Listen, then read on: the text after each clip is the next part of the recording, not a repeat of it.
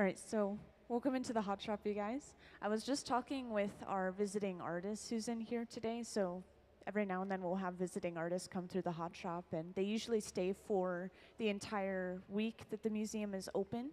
And our visiting artist that we have today is Rogan Gregory. He's the one over on the right of the hot shop right now. Everyone else here is just assisting him in creating this artwork. And these pieces of glass actually end up being pretty huge. So you guys will see some pretty big pieces made today.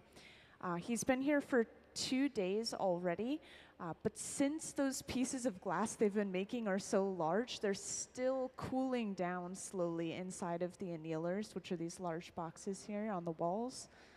So we don't have any physical examples of some current works of his, but he actually makes furniture out of various materials. So the pieces that we're making today are eventually going to come together and form a seat or a chair for people to actually sit on, which I think is really cool. I've personally never seen functional furniture made in the hot shop because glass is seen as kind of a fragile material.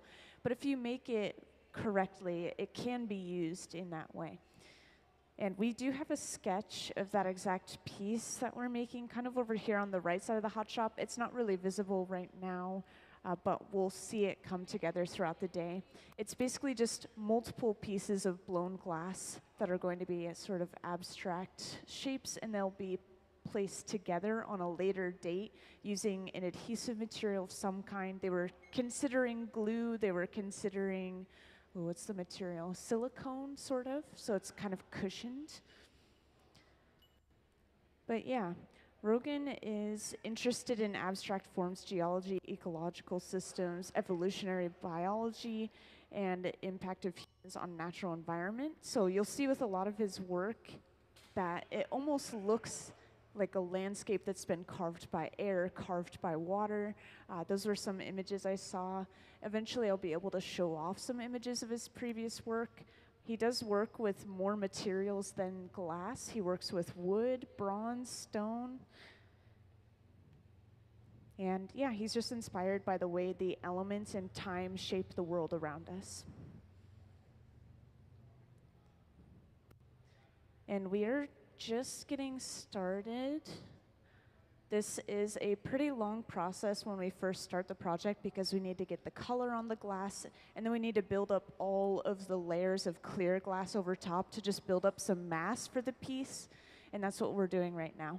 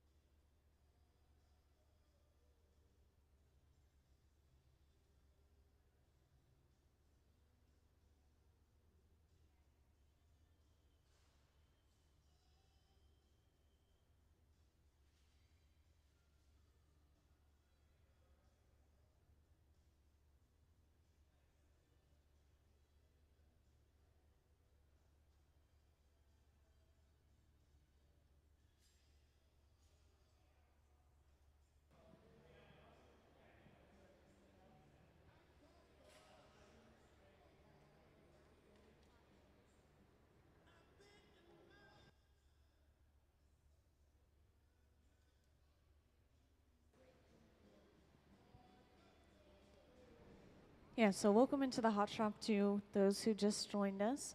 We actually do have a visiting artist in the hot shop with us today. His name is Rogan Gregory, and he's the one on the right here with the hat on. And everyone else here is basically assisting him in creating his artwork that he has designed. The piece that we're working on is actually drawn on the floor at his feet right now. It's a little bit hard to describe just by looking at the images, but this is eventually going to become a large piece of furniture that people are able to sit on out of glass, which I've never seen in this hot shop before, so I'm pretty excited to see how it turns out. So this is going to consist of multiple blown pieces that are kind of glued or stacked together. And so to do this, we're going to blow multiple pieces of glass. And on a later date, once they're all cold, they're going to be glued together with maybe a silicone mixture, maybe just a different kind of glue. They were kind of considering what to do today. Now, the pieces of glass that we're creating, I've been told are going to turn out an amber color, which I think is one of the most beautiful glass colors. And I want to talk a little bit about the inspiration behind these pieces for Rogan. Now, you'll notice that he's inspired by the way elements and time shape the world around us. And some examples of this are geology, ecological systems, evolutionary biology, and then, of course, the impact of humans on the natural environment. And eventually, I'll be able to show you some pictures of his previous works, and you'll see that inspiration coming into play.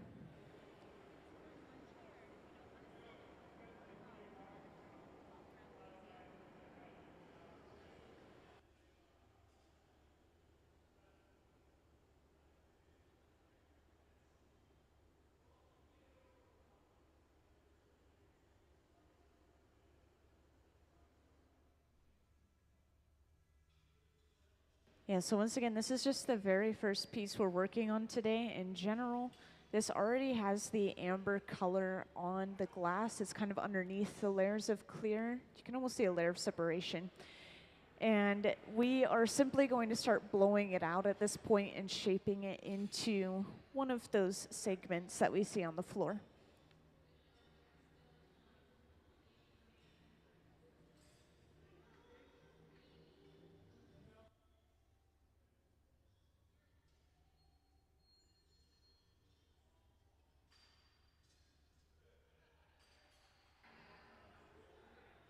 So we're coming back to the bench, and Ben is going in with a pair of jacks, which are these two metal blades, and squeezing into the glass. This is basically creating a breaking point. We'll physically break the piece off of the pipe from this line.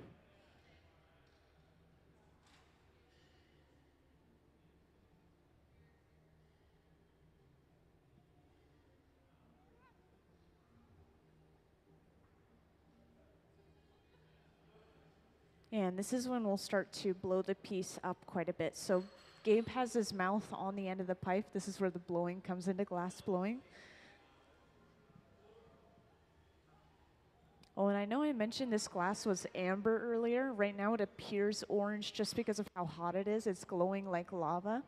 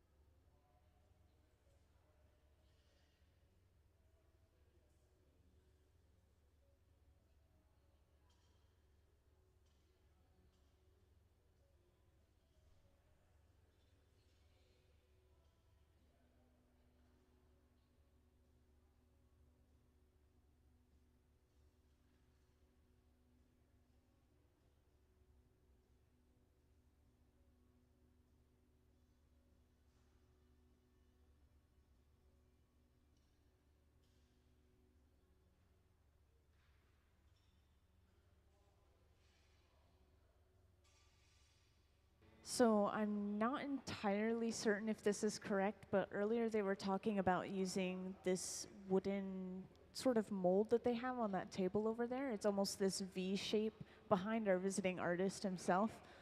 And so I think that they're going to be laying the bubble on top of that, and it'll take on that sort of V shape, and that's how they know that they'll fit perfectly together.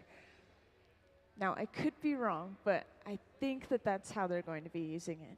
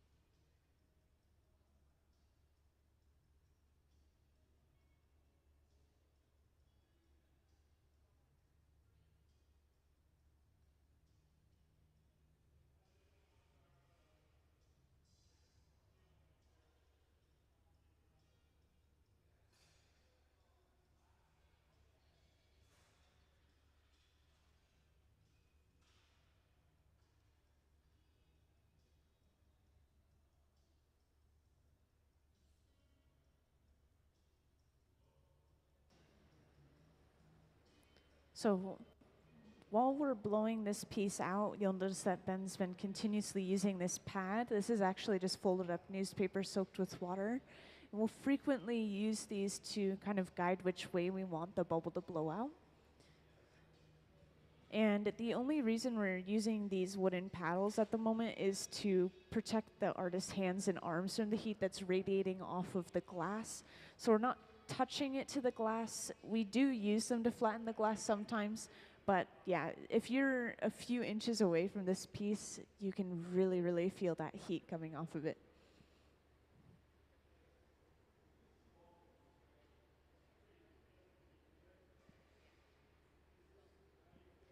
And something else that's a little bit odd about this image here is usually you won't see the glass blowers in here wearing gloves. You might think that it would be really helpful to just constantly wear them, but this prevents them from knowing how hot something is when they're touching it in that moment. And at some point, I've seen them overheat the gloves, and then they're just trying to tear it off of their hand desperately because it's so hot. So really, we try to avoid it. The only reason we have gloves is for more grip on the pipe so that they can turn it a little bit easier.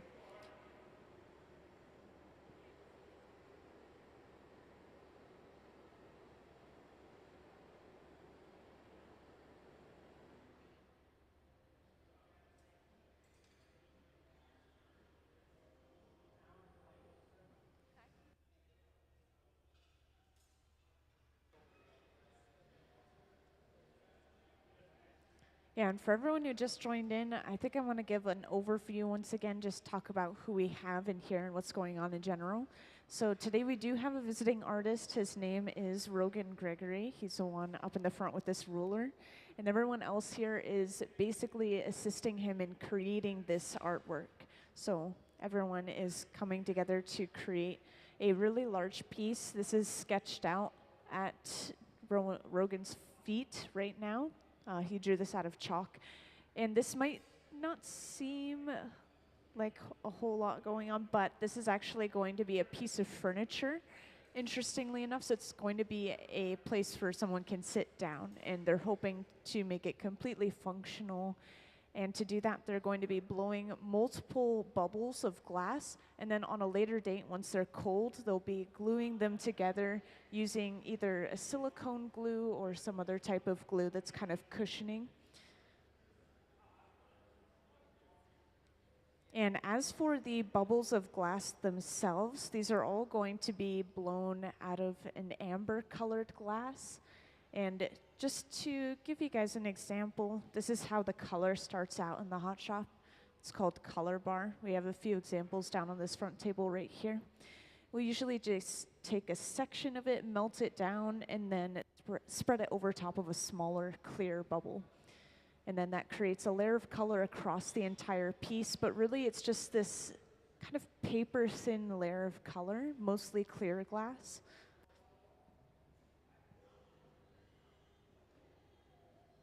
And this is still the first bubble of glass that we've been working on since this morning.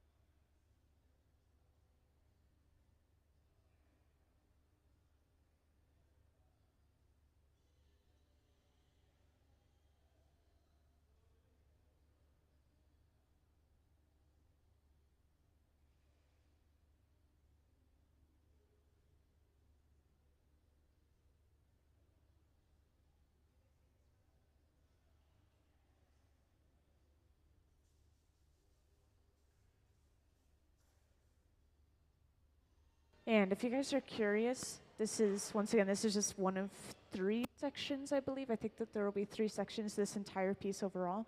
We're going to be using this sort of triangular shaped setup over on the table. They've been preparing it by putting some wet newspaper on it. And this is just going to protect the wood enough that it doesn't just burn like crazy whenever we use it. But we're going to be using that to create a sort of 90-degree angle on one side of this bubble. And that is going to help all of these pieces fit together perfectly, kind of like puzzle pieces. And then at the same time as them working on this first bubble here, they are already starting on the second bubble over on the left bench, just continuously working and getting as much done as possible, as quickly as possible.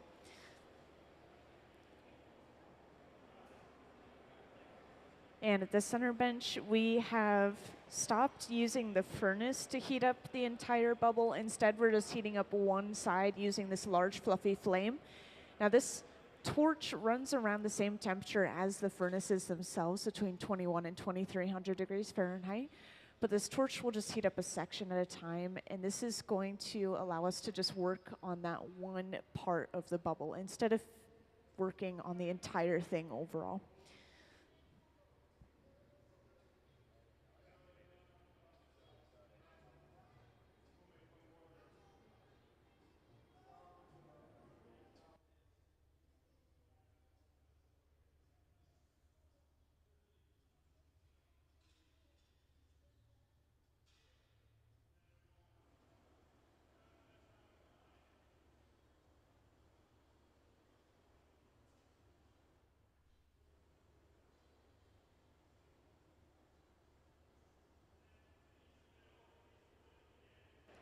And I want to point out, now that this glass has cooled down quite a bit, you can see the amber color a lot better.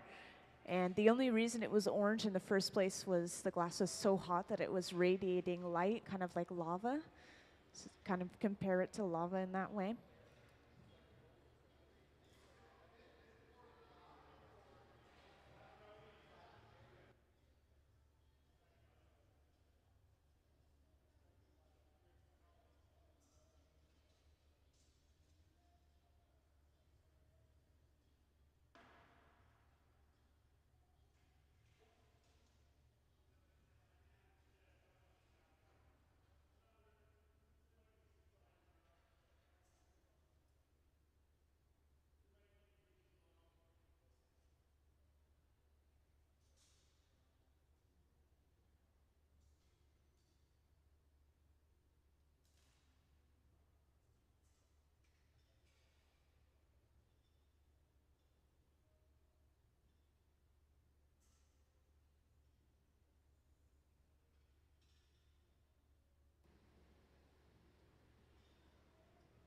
And now we've given the piece a little bit of an overall heat before coming over to this setup that we have on the table.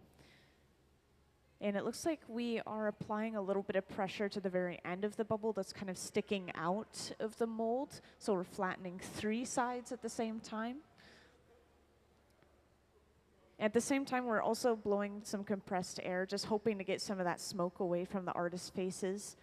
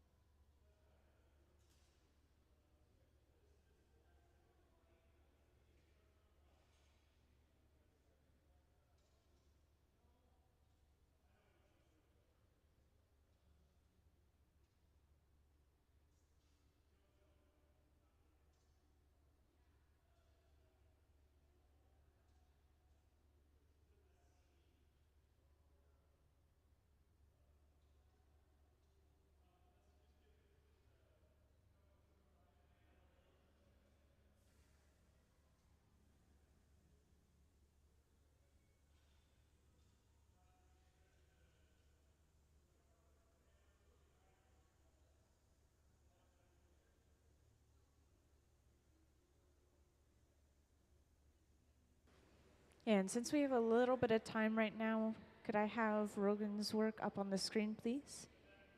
Thank you. So I don't think any of you guys have seen this quite yet, but up on the screen there's going to be a slideshow going of our visiting artist artwork. Once again, the person who's designed these pieces that you'll see being made in the hot shop today. And he does make a lot of furniture out of his artwork, and once again, he does work with multiple materials. He works with wood and bronze, stone and glass.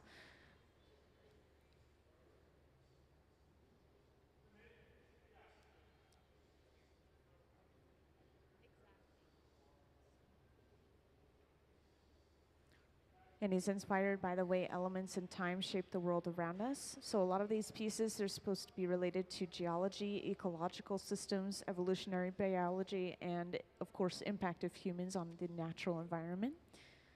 So some of these pieces, they even look like landscapes where kind of wind or water has carved out giant pieces of rock.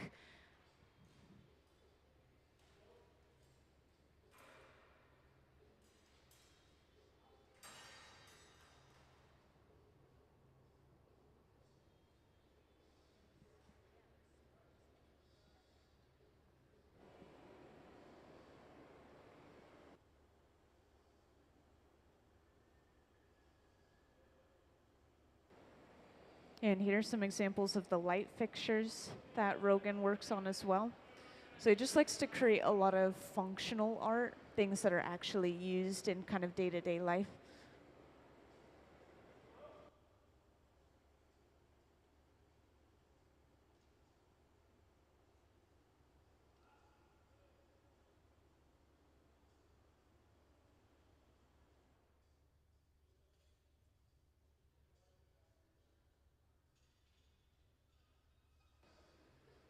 And closer to the right side of the hot shop, they are still working on that second bubble of glass. And I just want to point out this is our glass furnace. If you haven't seen it yet, it's basically a furnace that holds a large ceramic crucible filled with a pool of molten glass inside of it.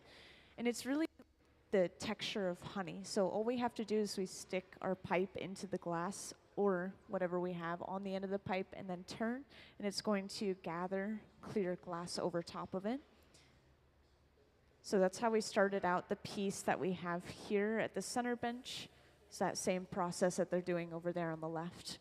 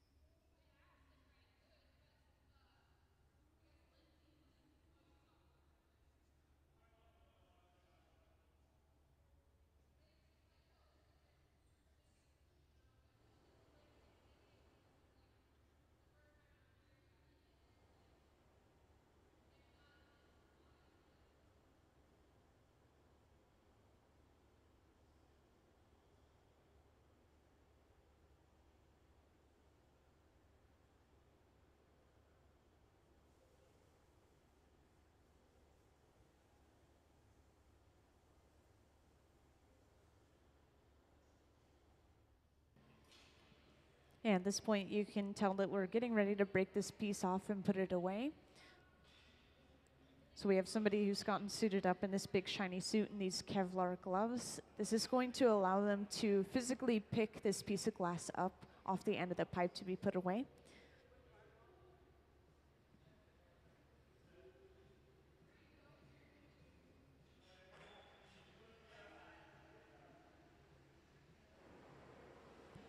And it looks like when we put it away, this time we're going to be putting it inside of this box in the front here. This is one of our mini annealers, which is basically a box that slowly cools these pieces of glass down. And to break this off, we're using a file dipped in water to carve at that connection point. We tap the pipe and then do a little bit of flame polishing, making sure that the edges aren't super sharp, and then that piece is done. Let's give them a round of applause for finishing the first piece of the day, one of many to come. Thank you. Okay, so just to describe this box a little bit more, this is sitting at around 925 degrees Fahrenheit, and then we'll fill it up as much as we can, and then with the press of a button, everything inside cools down for about 12 hours minimum. The thicker the glass, the longer this process takes, so it might be a day or two maybe for these pieces, but yeah, we won't see this piece until at least tomorrow. And once again, we're starting on that next bubble already. You can see them still building up the layers of clear to build up some mass for the piece. And if you guys ever have any questions, whether it's about the visiting artist, whether it's about the glass, feel free to raise your hand and let me know.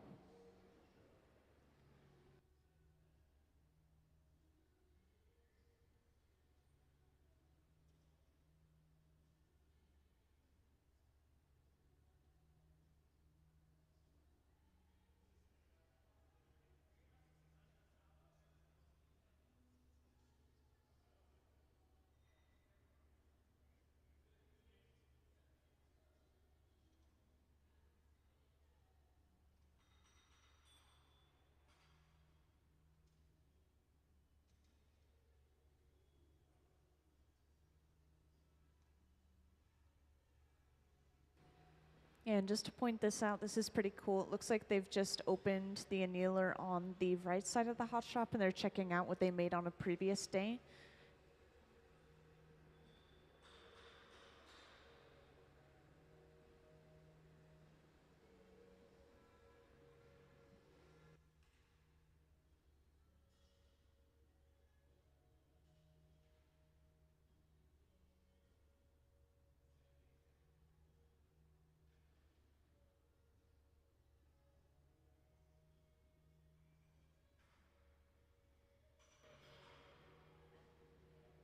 Now, something you'll notice when we work in the hot shop is we'll start the projects on the side benches, and then we'll move it to the center bench when we're actually ready to blow it out and shape it into its final form. So we're still starting that bubble over on the left bench. And now we have a view of that left bench. No need to relocate yourselves.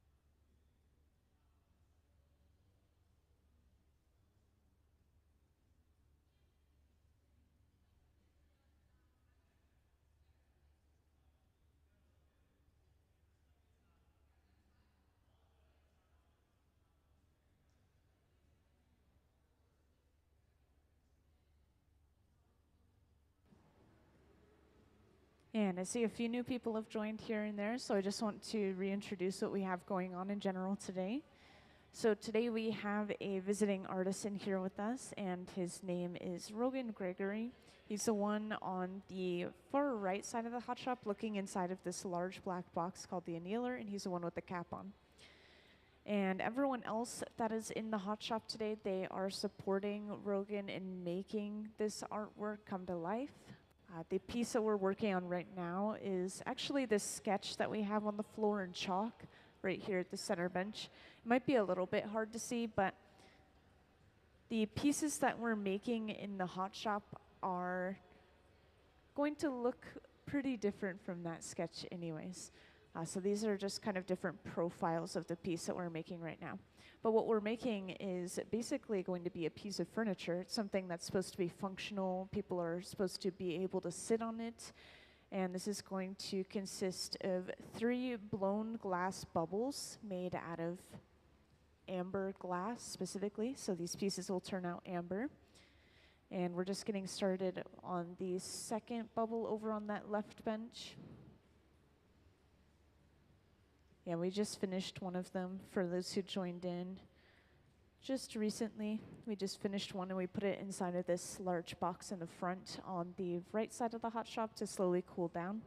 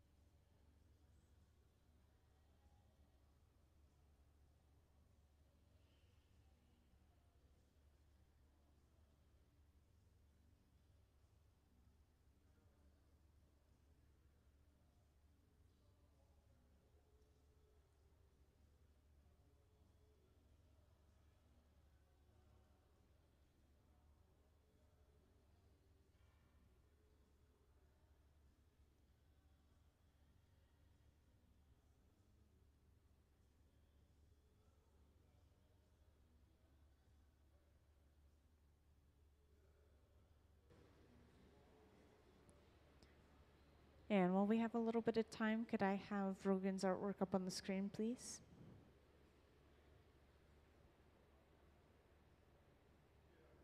Thank you. So for those who haven't seen it yet, I just want to point out this slideshow that we have going on the screen.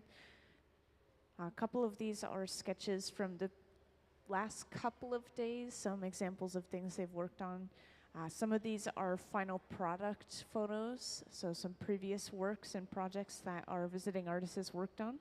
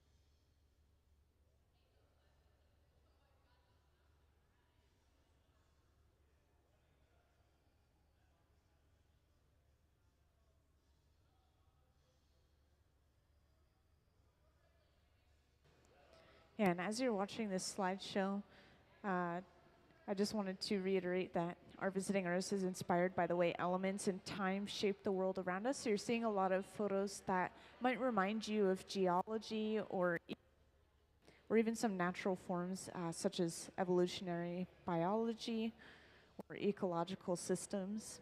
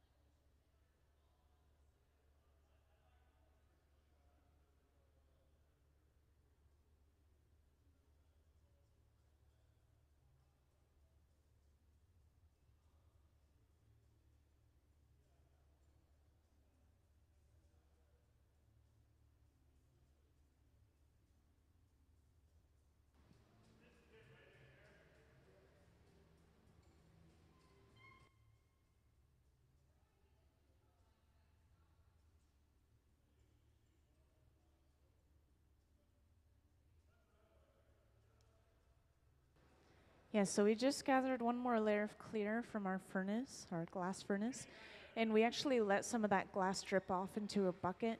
Sometimes we'll let even more glass drip off, but this is called a strip gather. It's just giving us a partial layer of that clear, getting us closer to an exact size usually. And we're using a pipe cooler. We have a couple of these in the hot shop, but this is pretty self-explanatory. We set the pipe down into this trough of water and it cools it down very rapidly. And it looks like this is all the glass we need for this singular bubble. So we're bringing it over to the center bench where we're going to blow it out and turn it into a section of this furniture piece. And earlier for the first section we created, we used this setup that's on the table right here. That's kind of this V shape. And this is going to make sure that these pieces fit together kind of like puzzle pieces, making sure they have that same exact angle, perfectly flat sides. So all they would need to do to connect them on a later date is to physically glue them together. So we're creating the three sections completely separate.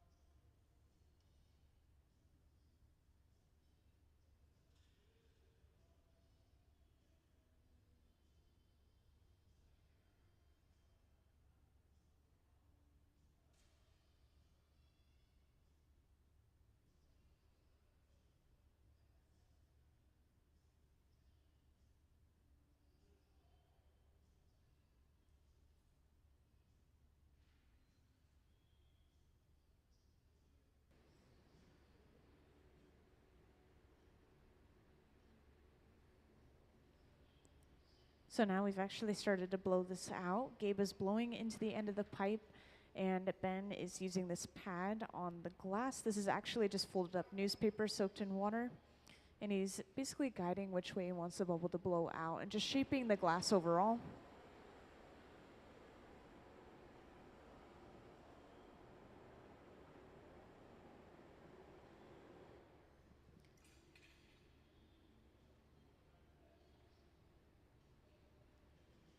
And we're going to be using this torch quite a bit today. I know it can get a little bit loud, so I just want to point out that I have closed captioning on the screen that's following every word I say, so it makes it a little bit easier to understand me. And speaking of this torch, this runs between 21 and 2300 degrees Fahrenheit, just like the furnaces themselves. But this torch will heat up just a section of glass. So one area might be a little bit cold, so we'll focus some extra heat there, which is what we're doing in this case.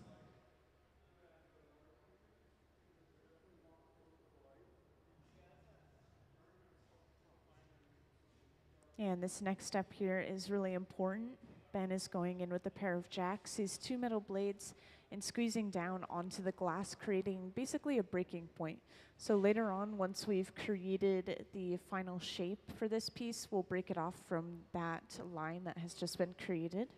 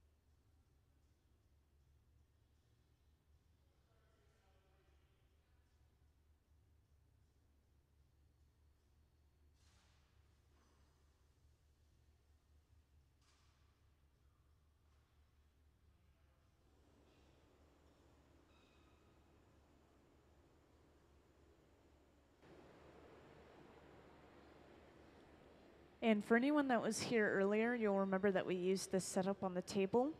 Last time we used some wet newspapers inside of that V shape to kind of protect the wood, but this time we're actually using 2 pieces of kiln shelf. And these are being preheated with this large fluffy flame. We want to make sure that the warm glass doesn't touch anything cold, otherwise it can cause rippling in the glass, and you'll be able to see those ripples in the final product. So we're just preheating this a little bit. This is also coated with beeswax, or if it isn't already, it's going to be, which will prevent the glass from sticking to the shelf in any sort of way.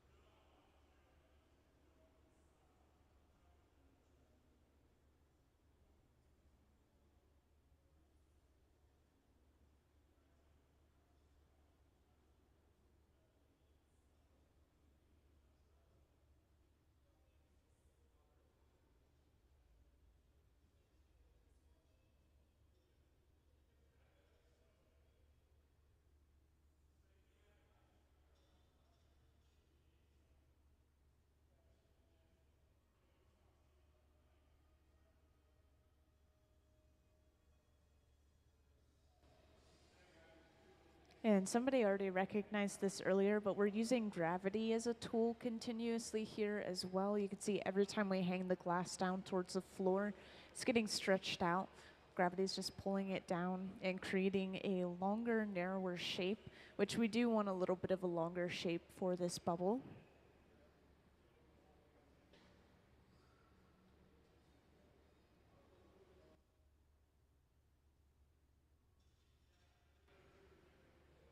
And once we have a pretty nice overall cylindrical shape and they've blown it out enough, thinned out the walls enough, then we'll go over to that setup, that little V shape we have, and we will start to create that 90-degree angle on that one side of the piece.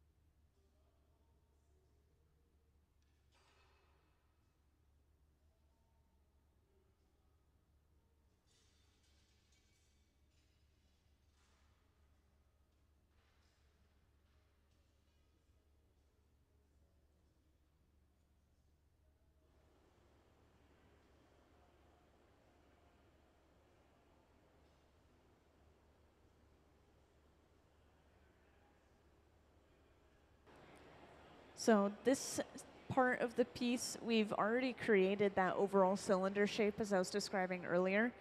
And next, we're going to start heating up just one side of the bubble. And to make sure that we're heating up the same section every time, they've marked the pipe with a little bit of chalk. That was what you saw very briefly. And we're heating up just that side that's marked.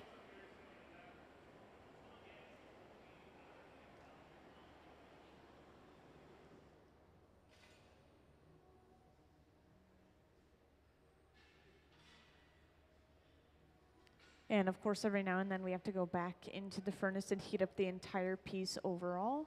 We want to make sure nothing on it drops below 1,000 degrees Fahrenheit or too far below that point. Otherwise, we can get cracking and breaking from thermal shock. So every now and then we'll go back into the furnace, we'll come back out and we'll torch that one section. And then eventually, once this piece is hot enough, we'll go over to the table. Yeah, for those who just joined in, this is the bigger part of making this piece. We're going to do the major shaping in just a moment.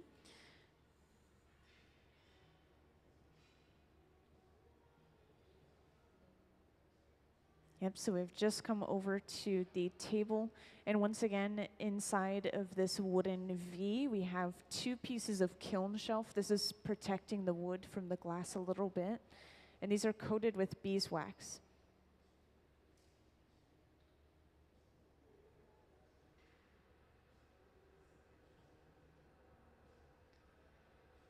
So this setup we've created, this is going to give the piece a corner on just one side. And just to point out these chalk drawings on the floor, once again, this is what we're creating right now. So we're just creating one of those small corner sections.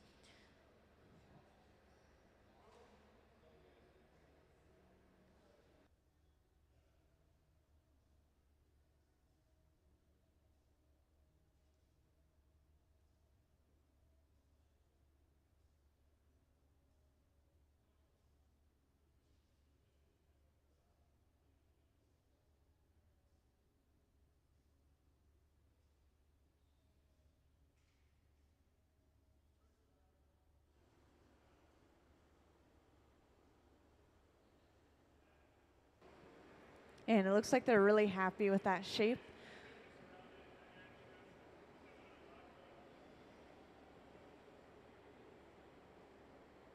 Yeah, we created one of these shapes earlier, but instead of having the kiln shelf inside of that wooden V, we had wet newspaper. And that wet newspaper was supposed to protect the wood, and it did successfully protect the wood, but it created a lot of steam, which kind of warped the glass a little bit. So this is a much smoother shape. They're really happy with how sharp this angle is. So we'll probably do this one more time for the second smaller section, and then we'll have one larger section, which is just flattened completely on one side instead of creating that corner shape. And while they're finishing up this piece at the center bench, over on the left bench, they are creating the next bubble already, which is going to be blown out just like this one. And we're just still using amber for each of these individual pieces of glass.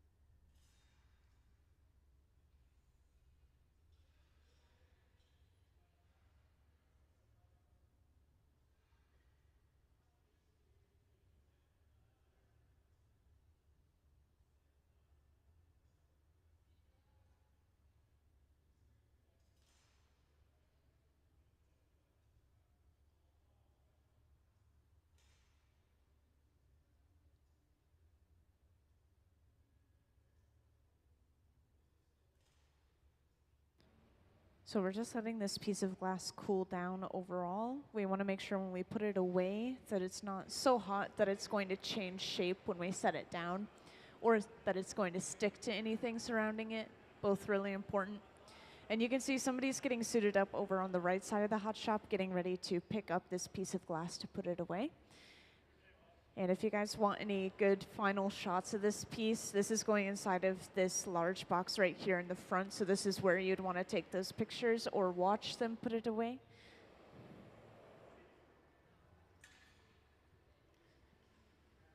And we're just continuing to make sure that it's at this perfect temperature. We don't want it too cold, don't want it too hot. And if you've missed the process of getting the color on the glass, that's what they're going to be doing over on this left bench. They're getting started with that right now.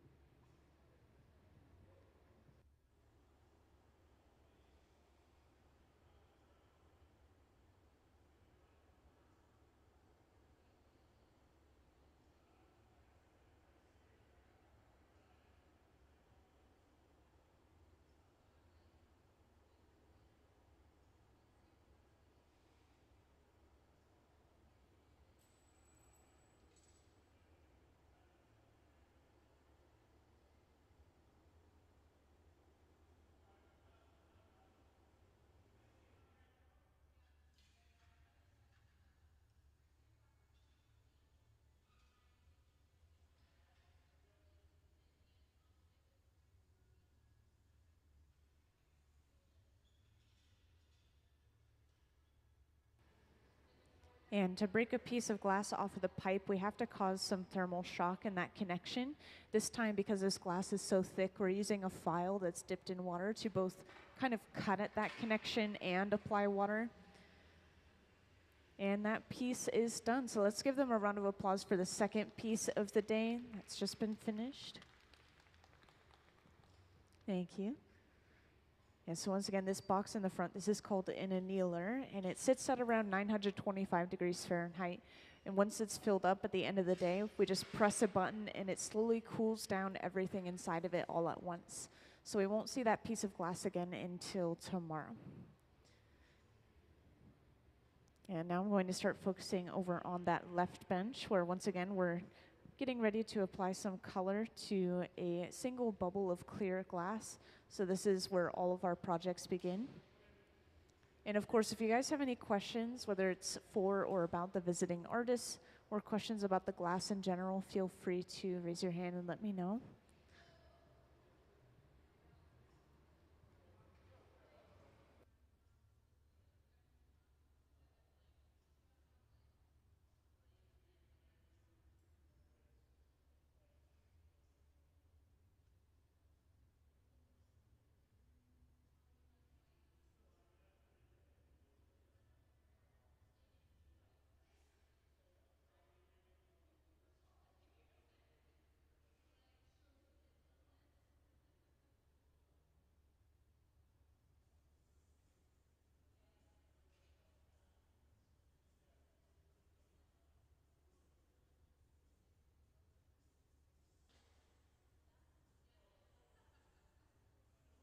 Yeah, so the first piece that we made today, they weren't super happy with it, but it was still the overall shape that they wanted, so they still ended up saving it, just like that second one we made.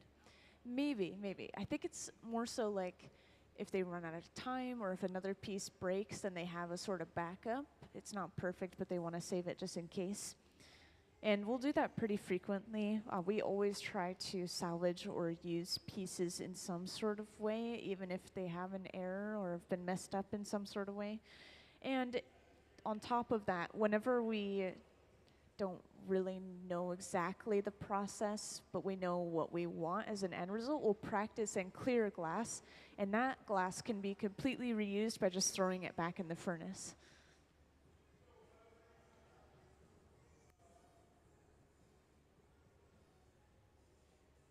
So up on the screen, we have a view of the left bench. I just want to point out that they're using something called color bar, which is just a solid piece of colored glass through and through. It's on the end of that pipe. It just kind of looks like a blob right now that they're heating up, but that's a piece of color bar that has been melted down. And they're going to bring it over and literally drop it on top of a small clear bubble. This process is called a color drop or a color overlay. After they cut this off, they'll go through the process of pushing and rolling that color back until it completely covers up that clear. So if you look at the cross section of a lot of colored blown glass pieces, it's really just a thin, thin layer of color sandwiched in between layers of clear glass. We use as little as color as we can usually, partially because it's very expensive, and also because it would be really hard to make an entire piece out of color, since this is how it comes in.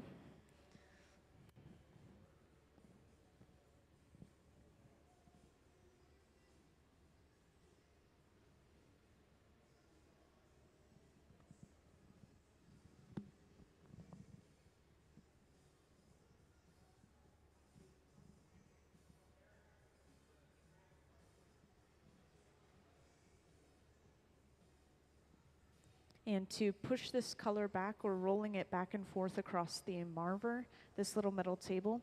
We have these throughout the hot shop in front of each bench, exactly for this reason.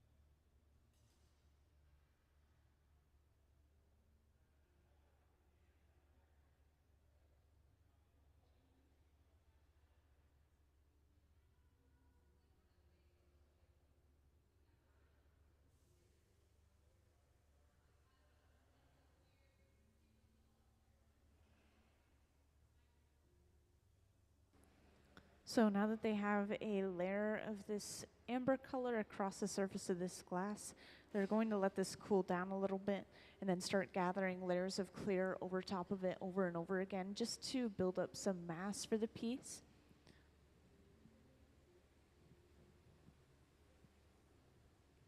And I think a few new people have joined here and there, so I just want to show off a little bit of our visiting artist artwork,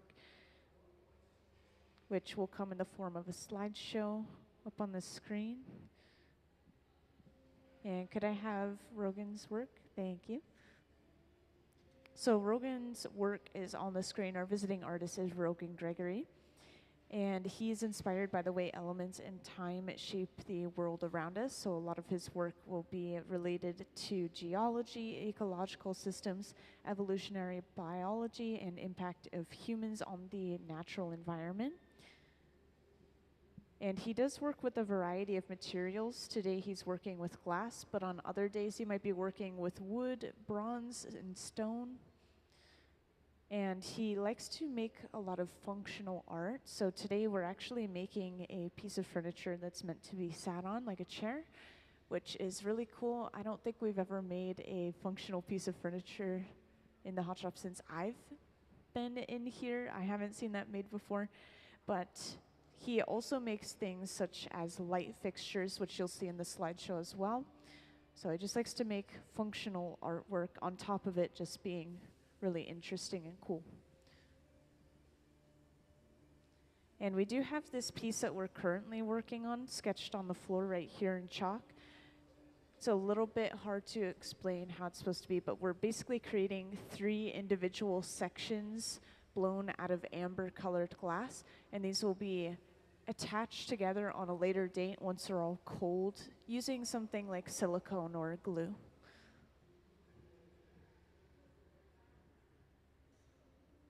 And these are all the pieces that were made yesterday, by the way. And it's really interesting, this glass does not look like glass simply because of something they've added to the surface of the individual pieces.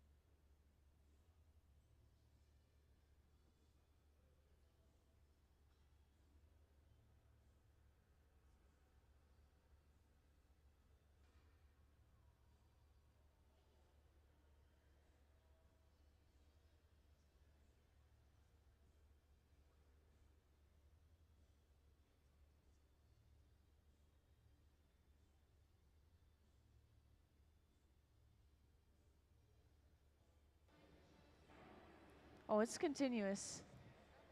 Yeah, so we've already created 2 individual pieces today, but we'll continue to work until 5 p.m. with just a 1-hour lunch break somewhere in there. And so, yeah, we are just starting on the next piece. This is a little bit of a hard project to explain, but we're creating 3 pieces of glass that will come together to form a piece of furniture that's meant to be sat on. So these are turning out pretty thick. They're all the same color, this transparent amber. And we have sketches of this piece on the floor right here. One of them is a side profile, the one on the left, and then one of them is a sort of top view on the right. So the three pieces will come together almost like slices of an orange, maybe. That might be kind of a good way to describe it. And the artist who has designed these pieces, he's the one on the right in the cap or the hat.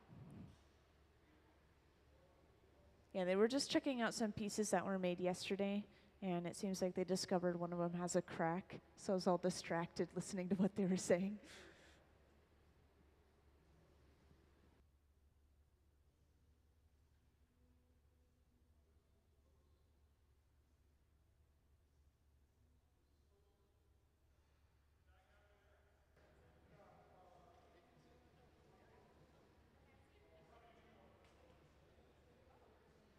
Yeah, right now what we're doing is we're gathering a layer of clear, we're smoothing out the surface of the glass, and then we blow into the end of the pipe and expand the bubble a little bit.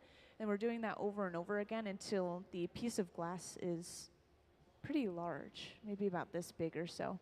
And that will be mostly solid glass. And at that point, then they have enough glass to blow out the piece pretty big.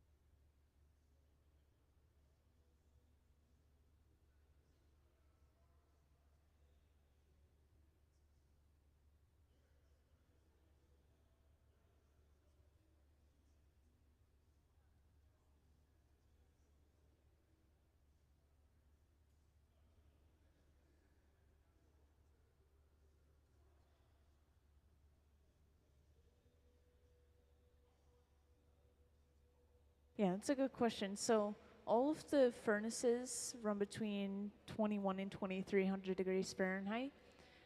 Usually it's a little bit on the hotter end for the ones with the open faces, but the glass furnaces, the tanks with the closed doors, those stay at a really steady temperature. I think it's 2150 specifically.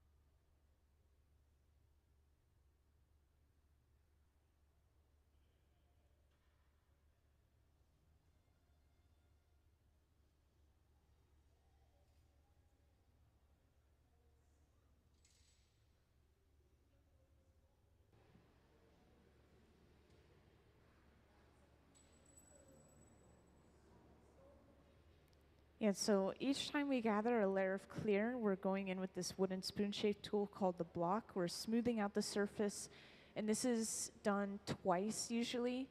Make sure that the bubble blows out evenly from inside of all of this glass.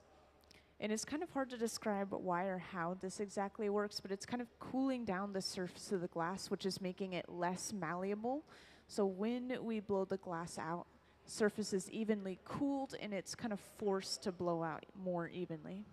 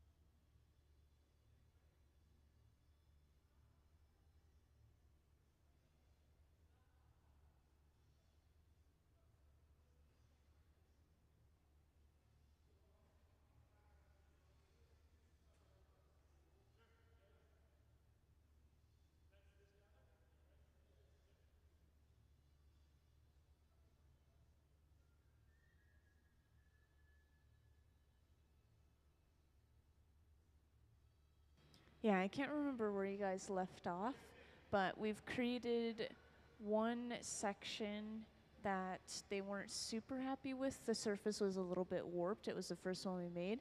And then the second section we made, it turned out completely smooth, completely flat. They were really happy with it and they put it away. They're both sitting inside of this box up in the front. It sounded like they were going to keep it as kind of like a backup because it's still the correct overall shape. So maybe if a piece breaks later on, then they'll be able to replace it. But they're going to try to just create even more than they need because of that.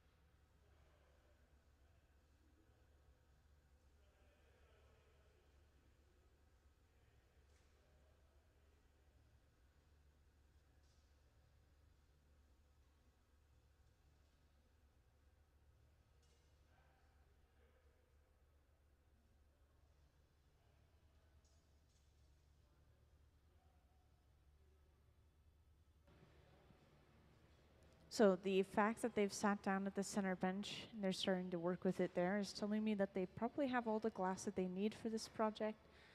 I could be wrong, but usually we'll start the projects on the side benches and then pass it to the center bench to finish it off. Also, this picking at the surface of the glass, there's probably just a small air bubble or a particle stuck in there. They're trying to get rid of it before moving on. For those who just joined in, it's a little bit of a hard project to describe, but we have a couple of chalk sketches on the floor right here in front of our visiting artist who's designed this piece. We're trying to create these individual sections of blown glass that will later on attach all together, not hot, but cold, with something like a glue. And this is going to be a piece of furniture that people can actually sit on, which is really interesting, and people probably don't really imagine furniture being made out of glass. And yeah, this is all designed by our visiting artist, Rogan Gregory. He's the one sitting down on that metal table with the cap on his head. Everyone else here is simply supporting him in making this piece of glass. A lot of these people, they work for the Museum of Glass full time, and they will help visiting artists that come through. Some of them are coming in for just today because these pieces are ending up being really complex and large.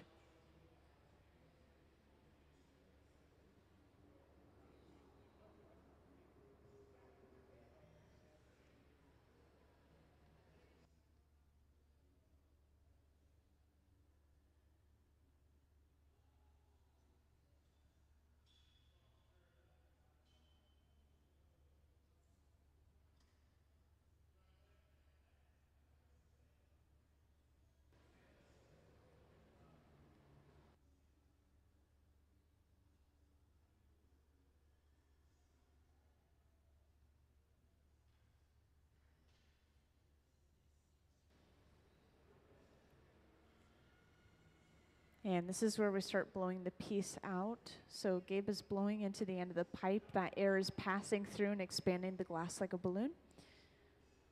And Ben is going in at the same time with a stack of newspapers that's been folded up, soaked with water. That's all that pad is made of, is just folded newspaper, kind of guiding which way the bubble blows out.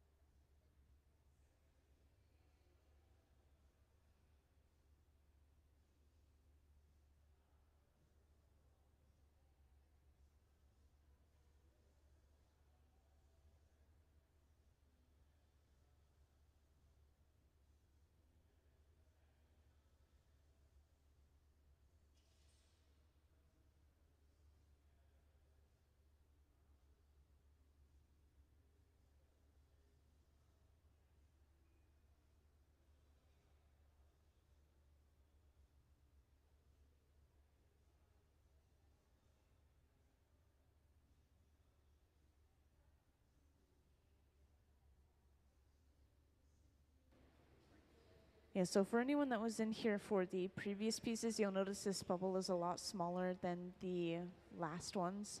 And they are actually not done gathering layers of clear over top of this. They've blown it out a little bit and they've created this shape with a jack line in there, that jack line being the divot in the glass. And this is going to make the piece a little bit lighter overall. So this next layer of clear that they get is only going to go up to that line instead of going all the way up to the previous layer of clear glass.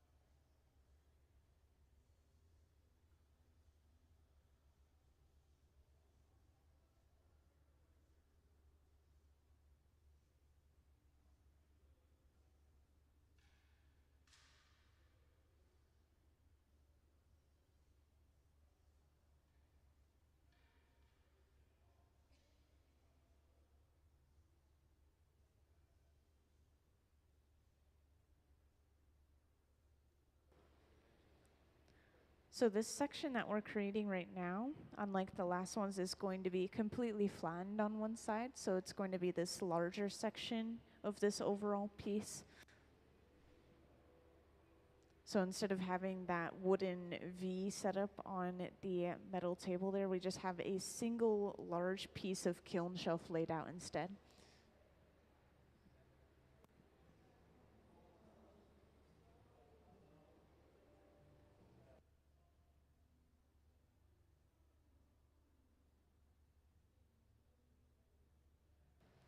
And I don't think some of you got to see our visiting artist's work yet, so could I have Rogan's artwork up on the screen, please?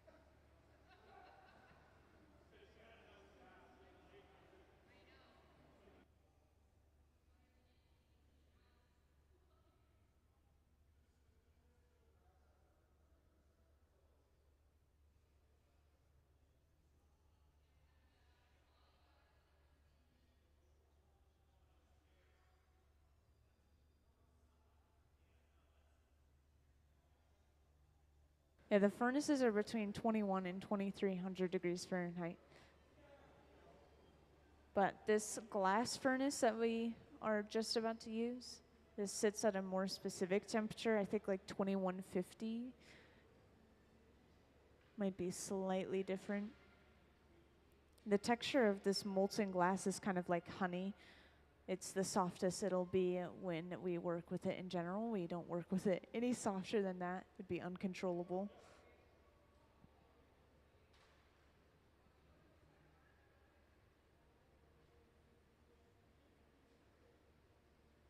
So there we've just taken our next gather of clear, and you can see we only gathered as far as that divot we created once again. So this is a little bit lighter than it would have been.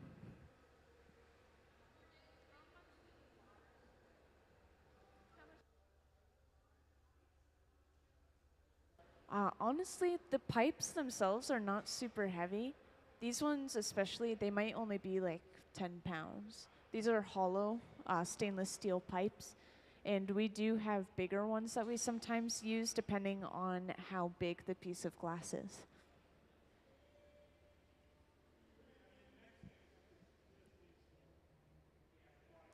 And while we're continuing to blow this piece out and turn it into that larger section here at the center bench, looks like we're already getting started again over on that left bench, which we have a view of up on the screen. So just to point out, we have multiple parts of the same project going on at the same time, but eventually all these pieces do come together and create one piece. And now could I have Rogan's artwork up on the screen, please? Thank you. So for those who didn't see this slideshow yet, once again, this is our visiting artist artwork up on the screen. So some previous works. And you'll notice that it's inspired by the way elements and time shape the world around us. So some of these pieces are relating to geology, ecological systems, evolutionary biology, and the impact of humans on the natural environment. And some of them are even based off of the human body itself.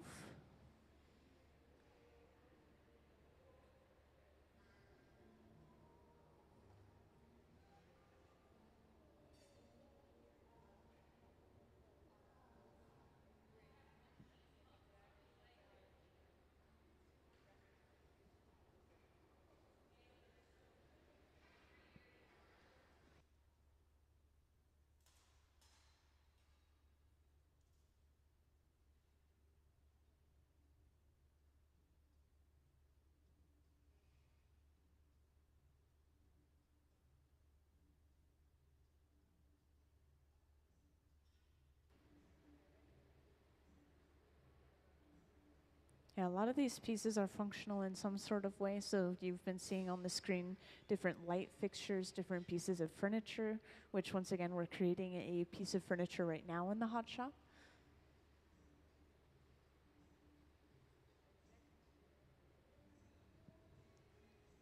If I didn't describe to you guys already, this wooden spoon-shaped tool we've been using, this is called a block.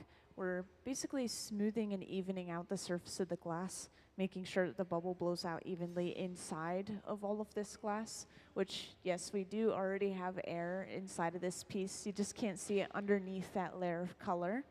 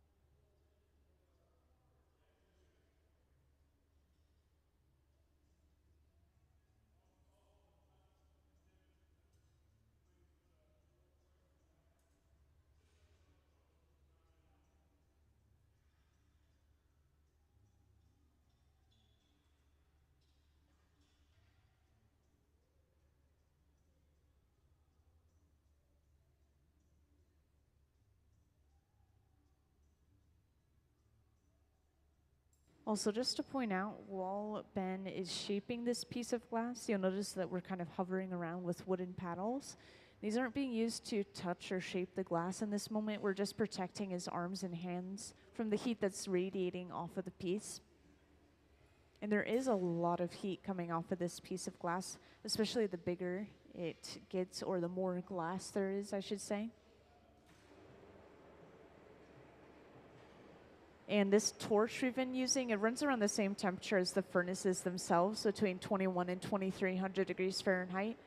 But the torch will heat up a section of glass at a time, so you'll notice that the back end of the piece is a little bit colder, this area where the glass is connected to the pipe. So we want to make sure that the entire piece is heated pretty evenly while we're blowing it out.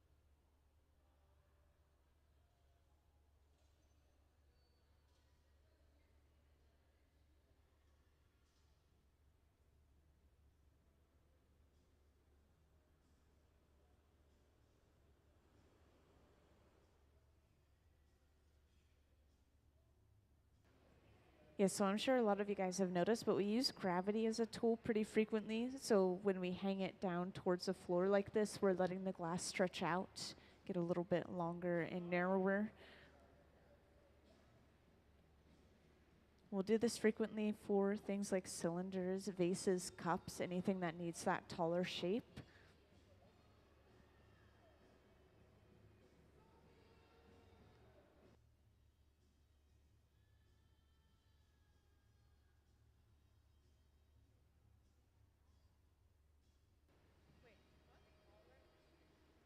So this isn't the final color of the piece, but in the very beginning, we apply colored glass to a small clear bubble by using color bars. So this is just solid colored glass through and through. This one appears to be a little bit of a blue-green or something. It's just so rich that you can't see through it. But this is an amber colored glass. And they've just done that coloring process over on the left bench right now. That's where they're just finishing it anyways. And yeah, the only reason the glass is orange right now at the center bench, once again, this is not the final color, is because the glass is so hot that it's radiating light as well as heat, kind of like lava.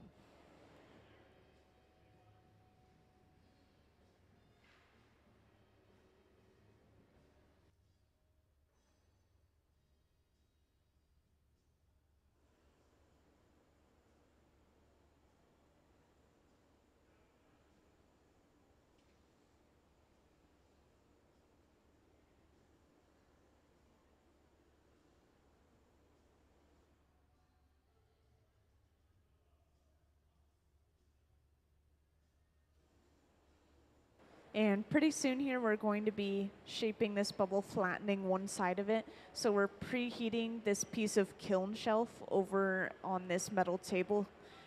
And we do this because if we touch the hot glass to anything cold, no matter what the material is, it's going to ripple the surface of the glass. It can crack it or break it from thermal shock. So this is going to prevent any of that from happening. And to make sure that we're just flattening and affecting one side of the bubble, we're going in with this fluffy flame and we're heating up just that one side.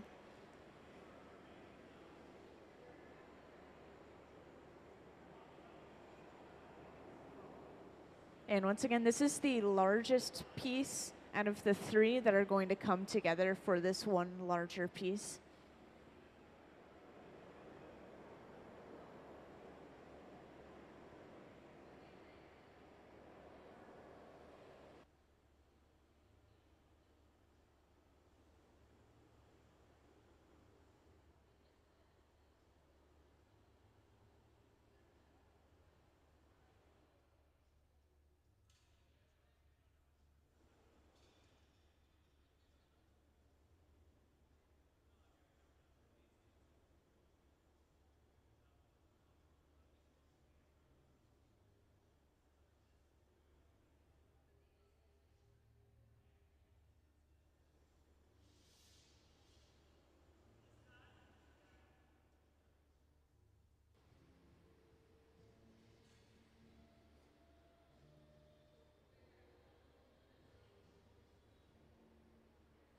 It looks like we're going to be using a second smaller piece of kiln shelf to flatten the bottom of the bubble at the same time. So we'll be flattening it from two sides at the same time, I guess. And this is always a pretty exciting moment. Once again, this is where the overall shaping takes place.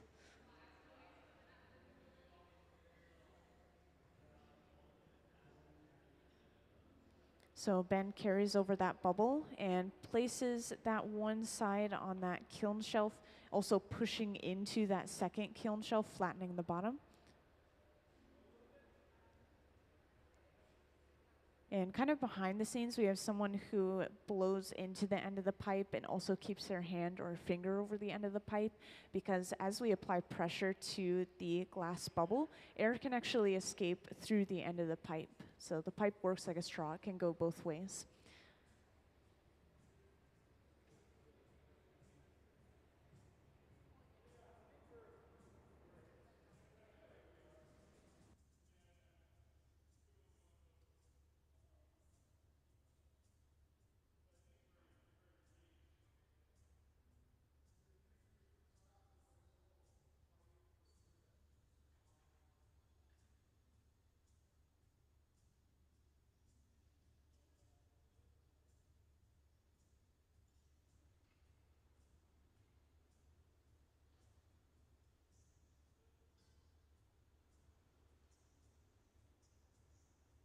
So there we have just gotten the overall shape of this piece. And you can see that using these kiln shelves gives us this perfectly flat, smooth side to the piece. And that was something that was just thought of a little bit later this morning.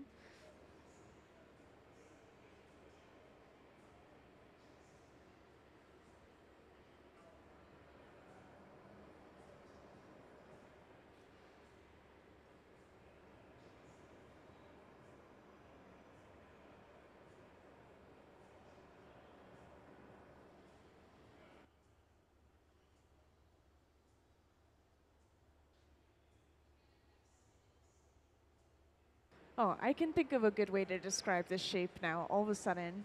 So, if you were to take a whole circular cake, cut it in half, and then cut one of those halves in half, so creating 3 sections, it's kind of the overall shape of this piece, just a little bit more bubbly.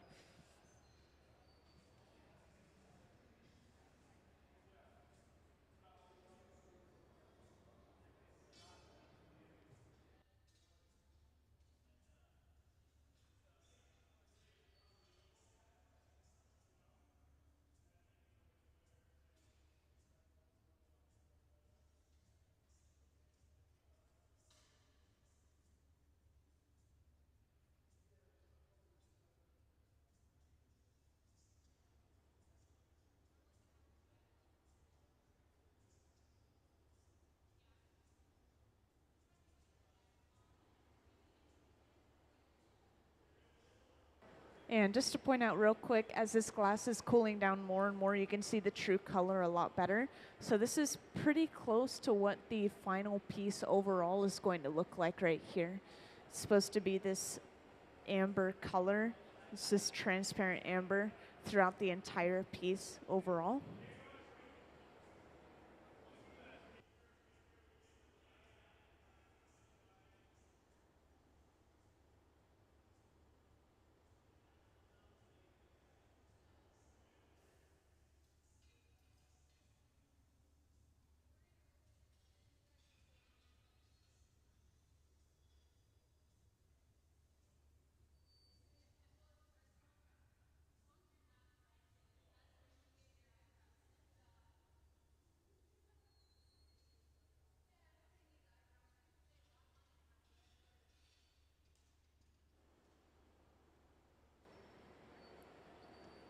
Yeah, so over on the right side of the hot shop, you can see somebody getting suited up. This is them getting ready to put the piece away. And also in preparation for breaking this piece off, we've been heavily torching this area where the glass is connected to the pipe. This is going to prevent any cracks from traveling through the piece itself. We just want the cracks to stay right where we place them in order to break the piece off of the pipe.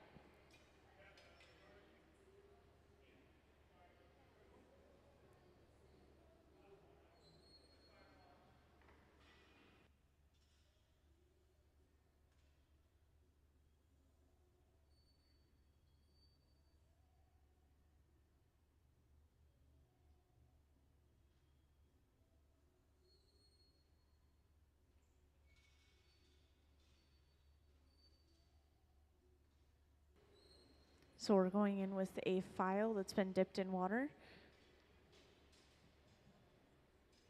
This is usually done for thicker pieces of glass like we're working with today. And then we tap the pipe, and that piece is cleanly broken off. So let's give them a round of applause for finishing the 3rd piece of the day. Yep, so once again, that's the larger section of this piece, and this is going inside of the same box we've been using throughout the day today. This is an annealer. It sits right at around 925 degrees Fahrenheit all day while we're using it. And then when we're finished, we just press a button and it's programmed to slowly cool down. I think that these will be ready by tomorrow, so we might see these pieces again tomorrow. And we're already getting started on the next bubble over on the right side of the hot shop. You can see them working with it. And I just want to quickly reintroduce our visiting artists since we have a few new people here and there. So once again, today we have Rogan Gregory, and he's the one who has the cap on his head. He's kind of close to the front right here. And everyone else is basically just assisting him in creating this work that he designed. He likes to make a lot of functional work, so some pieces of his are lighting fixtures, some pieces are furniture, and then some, of course, are standalone art pieces. But he's really inspired by the way elements and time shape the world around us, so wind and water, for example. And because of that, a lot of his pieces will kind of remind you of geology and ecological systems, biology, and even human body in some ways. Sometimes I saw some of his pieces, some of them look like bones, for example. But we are creating this large piece that is sketched out on the floor right here. If you can't see it, I'll try to describe again like I did earlier, where we have kind of like this very round cake shape, and it's been cut in half, and then one of those halves have been cut in half again. So we have 3 individual sections for this piece. And the top of this sort of chair-like piece is going to have those 3 individual sections. The side profile of the piece, you'll be able to see a couple of those sections at a time.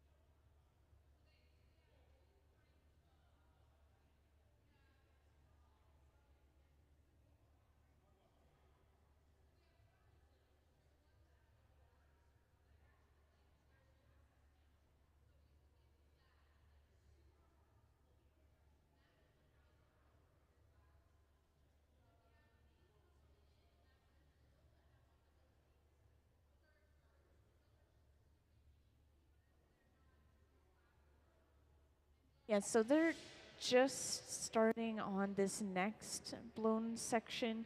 We are just gathering layers of clear over top of each other over and over again at this moment. And to do that, we always let the previous layer cool down quite a bit. And the best way I could describe this is technically the core for the next layer of clear. And if the core is hot, then the entire thing is going to be moving and kind of uncontrollable. We could lose the shape of the bubbles that we have inside. So we're letting it cool down so we have more control. But this is the longest part of making the piece, is getting all of these layers of clear glass just to build up some mass. But as soon as we do have all the glass we need, these pieces are really fast. I would say each of these pieces is maybe only 30, 45 minutes because we've already finished 3 of them.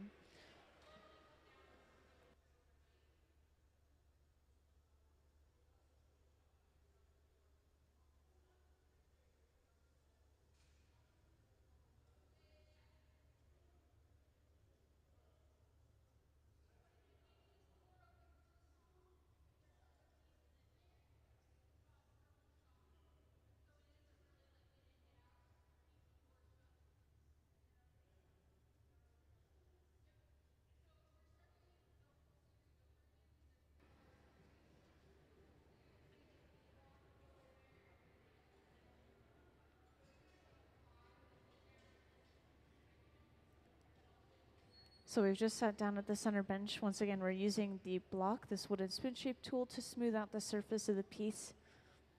And then we'll expand the bubble a little bit. But we do this smoothing with the block twice before we start to blow the glass out. This is letting the heat kind of go through the entire bubble evenly, and this is also letting the surface cool down a little bit.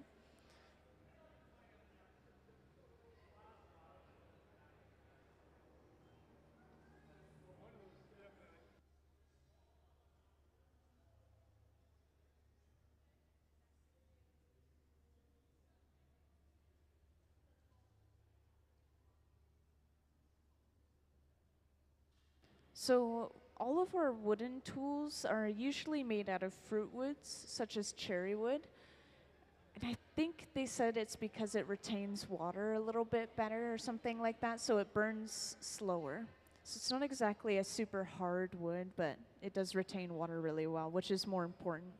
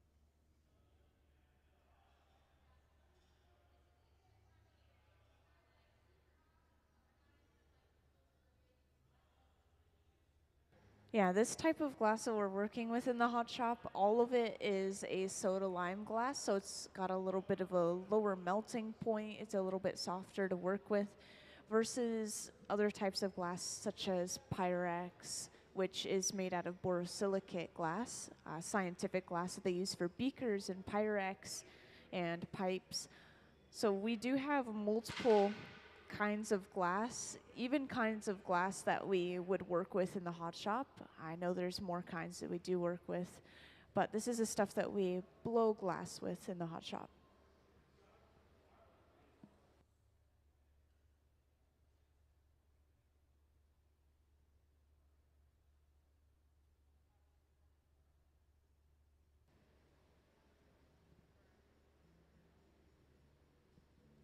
And right now, Ben is going in with a pair of jacks, these 2 metal blades, and carving a line in the glass.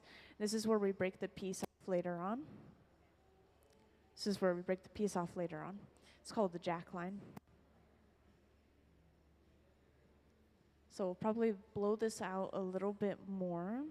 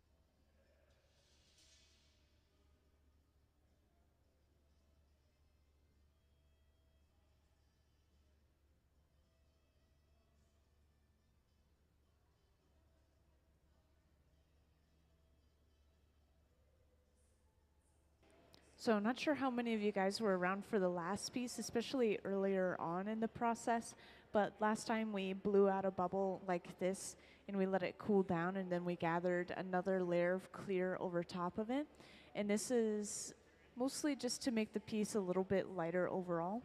Might be a little confusing, but usually we gather layers of clear all the way up the pipe to the last line that we gathered on. But whenever we do this, we section it off and we only gather up to that divot in the glass. So we're not really building upon the moil. The moil is the section of glass that's physically attached to the pipe.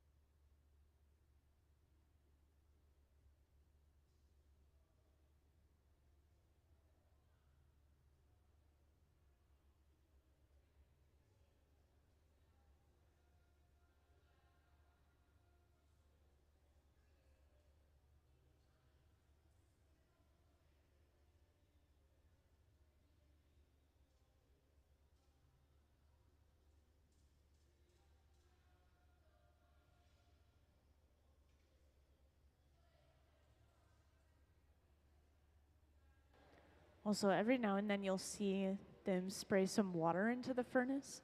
And this isn't to cool anything down, it's actually just to break any air bubbles that have risen to the surface of the glass. Yeah, we really want to avoid getting any air bubbles in our piece. It's kind of hard to get them out, especially after we've already blown the piece up a little bit like this.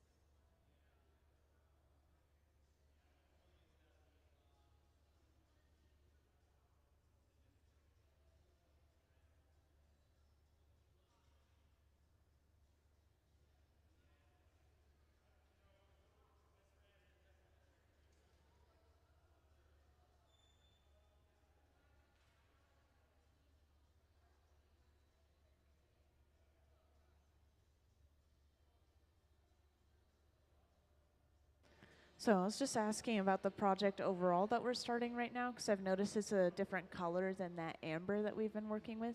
So this glass is actually a red, a blood red, as it's been described to me. It's going to end up a transparent color.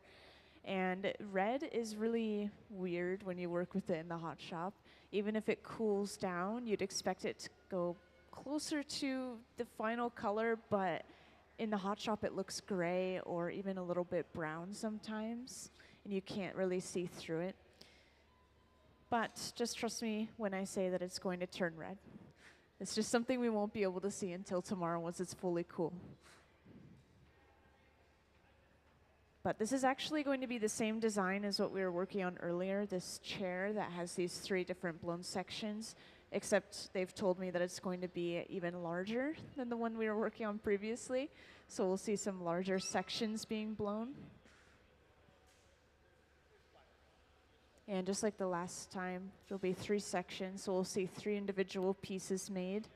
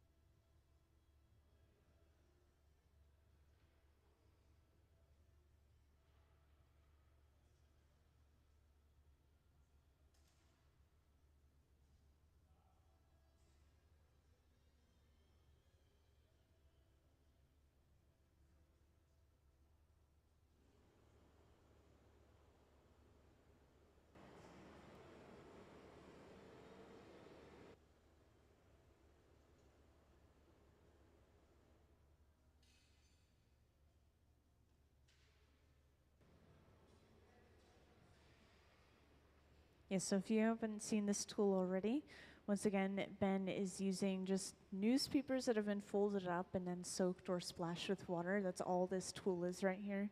And we'll use them really frequently, no matter what shape it is, no matter if it's blown or solid. We'll always be using these papers to shape the glass.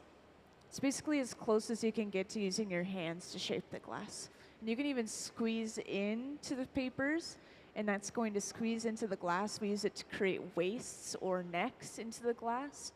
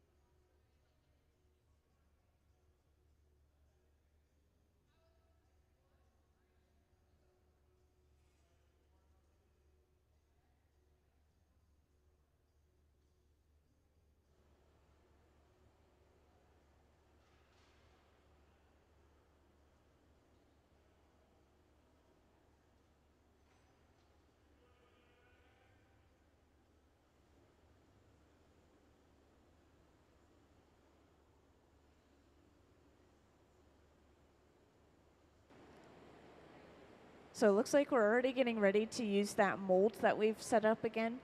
So we're just heating up one side of the bubble using this large fluffy flame. Once again, this runs around the same temperature as the furnaces themselves, but we're using it to heat up just this one section. If we were to heat up the entire thing overall and then use the mold, the entire bubble would kind of sag down onto itself. But instead, we want this really nice rounded shape with just one corner on the side. And yeah, this is the setup that we're using that I just mentioned. It's basically this large V shape, and it has two pieces of kiln shelf set up inside of it, which are going to flatten the sides of the piece. The only reason we have that wooden shape underneath is just for the overall shape, and we don't want to burn away that wood by directly setting the glass inside of it. And we're preheating the kiln shelf a little bit before we touch the glass to it. Once again, just preventing any warping in the glass, preventing any cracking or breaking from thermal shock.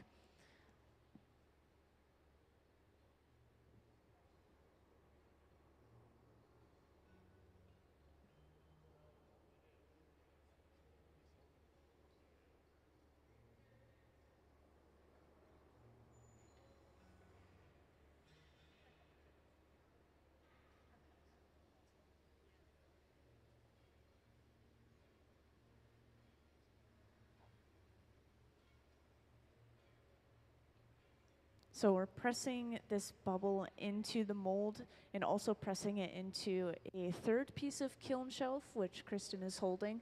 And this is flattening the bottom at the same time as the sides. And this is just one of three pieces, once again, that are going to come together to form one large object, a chair, which people should actually be able to sit inside of. That's why they're making these pieces so thick and so large, is so that it can actually handle the weight of a human being sitting on top of it, which is really cool. I have personally never seen furniture made in this hot shop, so I'm pretty excited. We'll make one more piece that's similar to this one where it has a corner, and then the third and final piece that we make will be completely flat on one side, so all the pieces will fit together kind of like puzzle pieces, and it'll be just one object.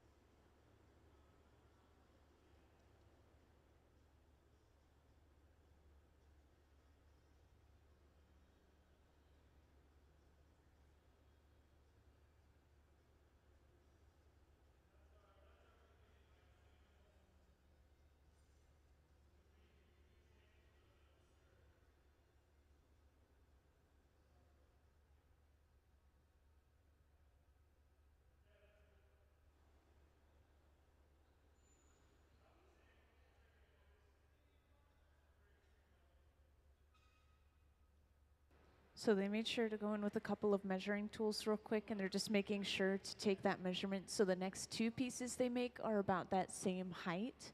They don't have to change it too much when they cold work the glass, which is something I haven't talked about at all today, by the way. But cold working the glass is when you grind and polish, cut the glass. You're basically working with it cold, hence the name cold working. And that's all done with diamond grit, a lot of water. And we actually have our cold worker on the floor. She's the one on the far right.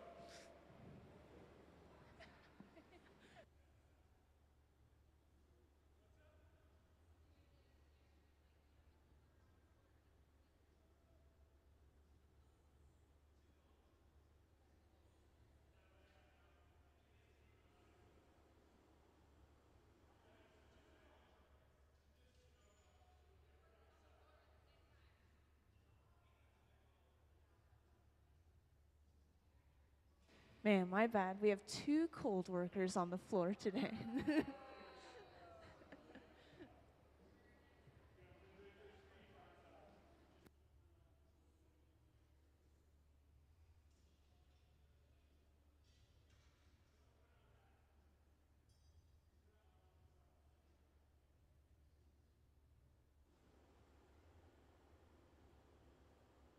So at this point, we're once again getting ready to break this piece off and put it away.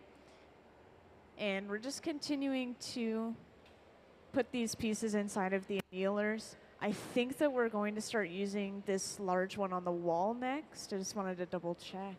Yeah, they've heated this one up. They just unloaded it today, but they've already brought it up to temperature. They sit right at around 925 degrees Fahrenheit all day, and we'll fill them up as much as we can and then slowly cool them down with just a press of a button. They're programmed to tick down over time. And luckily this one is a lot larger, so we'll probably be using that one for the rest of the day over on that far right wall.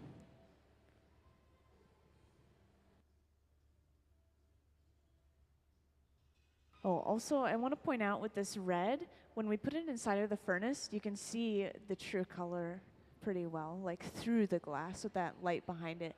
But when you just look at it straight on, it looks gray. But yeah, once again, this is supposed to turn out a really rich red.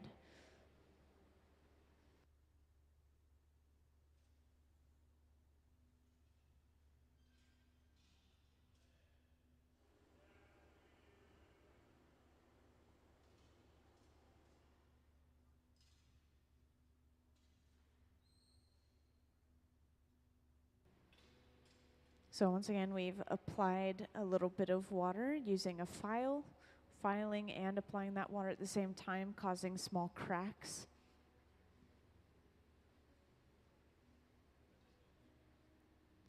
And all we need to do after applying this water is tap the pipe, and that should break the piece right off. And that piece is finished. So let's give them a round of applause for finishing that first of 3 pieces for this piece. And once again, once this goes into the annealer, we're not going to see it again until tomorrow.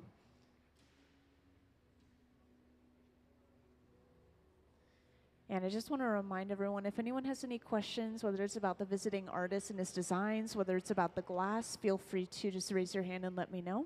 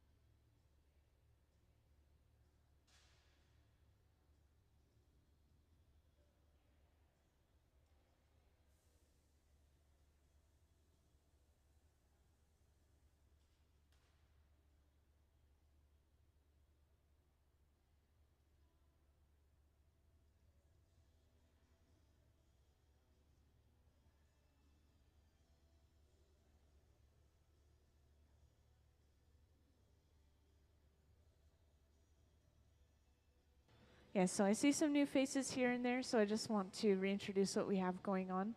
So some of you guys might have been in here just at the tail end of our last piece, but we actually have a visiting artist in here with us today. He's the one sitting on the phone right now on the table there. His name is Rogan Gregory, and he is making pieces that are actually meant to be used as furniture today, which is really cool. I've never seen that in this hot shop personally. We have some sketches of it on the floor. I know you can't see them from there, so I'll do my best to describe it. If you have a round cake or a round wheel of cheese and you cut it in half, and then you take one of those halves and you cut it in half again, we'll have 3 pieces. One of them larger, basically the entire half, and then one of them, or the other 2, I should say, in fourths. And that's kind of the overall shape of this piece, is we have these sections that are coming together. But these sections are not going to be attached hot in the hot shop. They're actually going to be glued or attached together later on when they're cold, simply because the piece would be way too large to be able to be created in the hot shop if they were to attach them all together. And we've already created all of those pieces for an amber version of that chair, and now we're creating a red version. So this piece is eventually going to turn out a transparent red, which you won't be able to see in the hot shop. It's going to look more like a gray when they're working with it. And I'm not sure why red does that, but red just looks weird when we're working with it in the hot shop. It looks kind of black or gray or brown, depending on which one you're working with. And we're just starting this one. We're building layers of clear upon each other right now to build up some mass, but eventually you'll see us blow it out and turn it into almost like a little section of a cheese wheel, it looks like.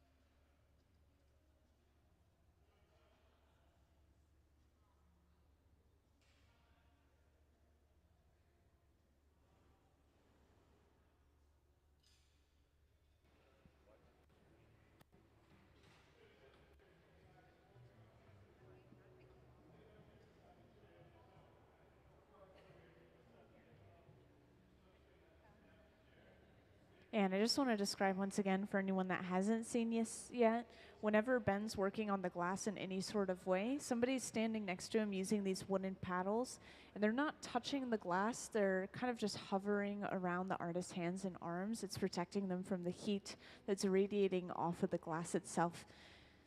And we get really close to these pieces of glass, even just like an inch or so away, and so you can really feel that heat coming off of it.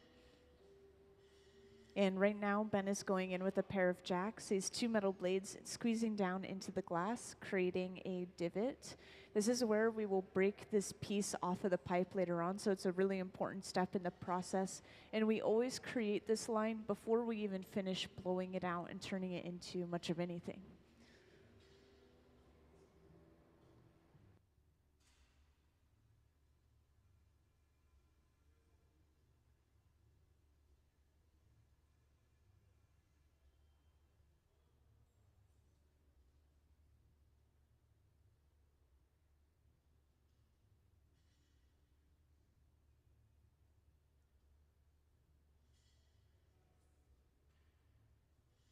Now they've blown it up a little bit right here, but they're not trying to inflate it so much as to create the piece already.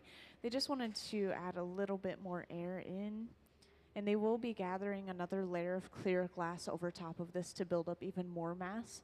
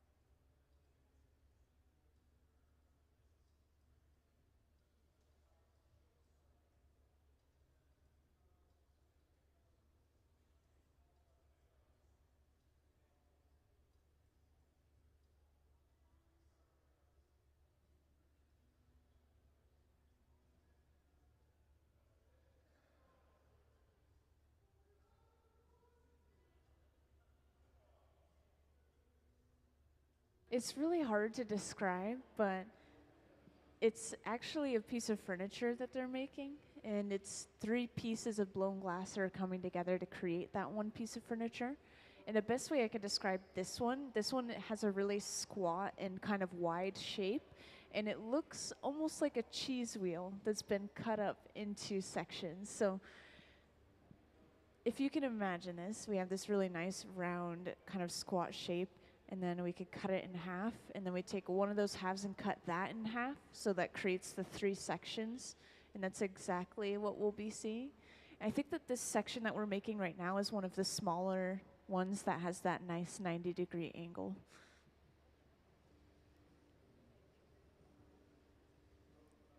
Yeah, our visiting artist has designed these pieces. Rogan Gregory, he's the one who's sitting on this metal table over on the right.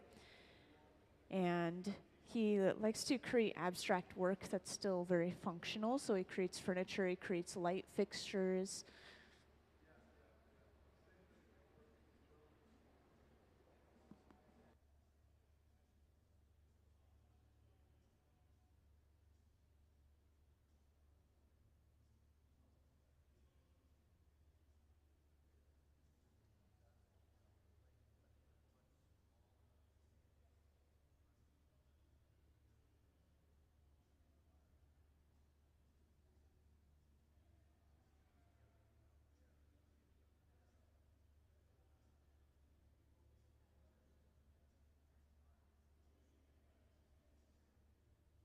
So I don't think he has anything currently on display, but we have a slideshow to show off of his previously made artworks. I just can't play it at the moment, sadly, but eventually I'll be able to play it, and then you can see some previous works of his, some final examples, pieces that are already made. Yeah, we made one full one of these chairs earlier. It was just a little bit taller, and it was amber instead of red. I know also that this is his up on the front table right here, of course. This was made yesterday, actually. And they took out a few more of those pieces that they made yesterday, but they must have wheeled them around the corner or something.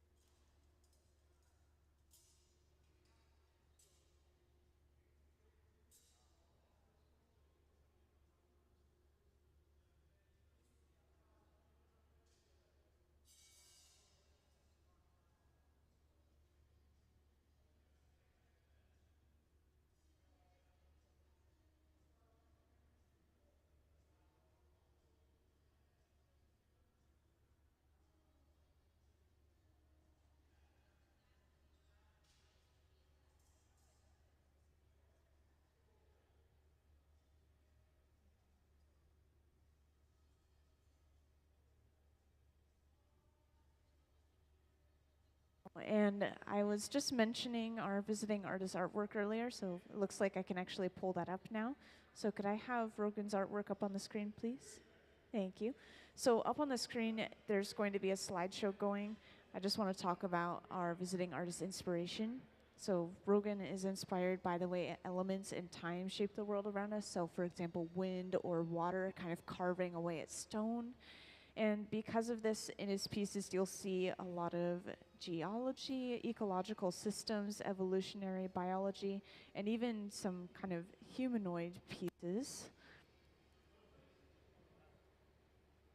And he actually does work with a pretty wide variety of materials. Some examples that were given to me were wood, bronze, stone, and then of course now glass, which we're working with right now.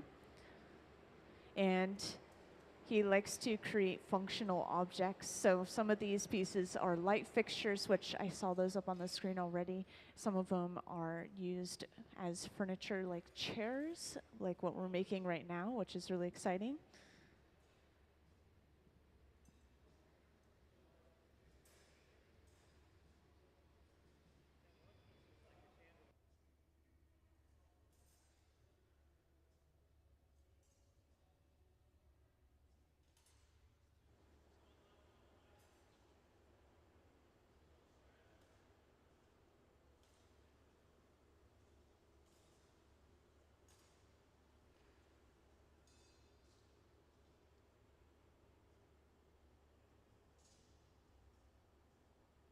And at the center bench, we've just finally started to blow this bubble out. So this is going to be blown pretty wide, but overall spherical. And then we'll eventually bring it over to this setup that we have on this metal table right here.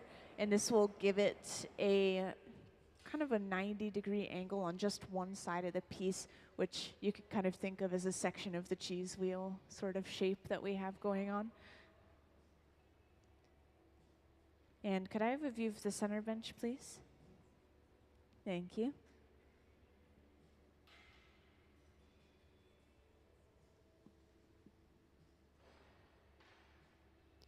And just double checking our size, making sure that it's going to be that same height as the last piece, since they are all coming together eventually.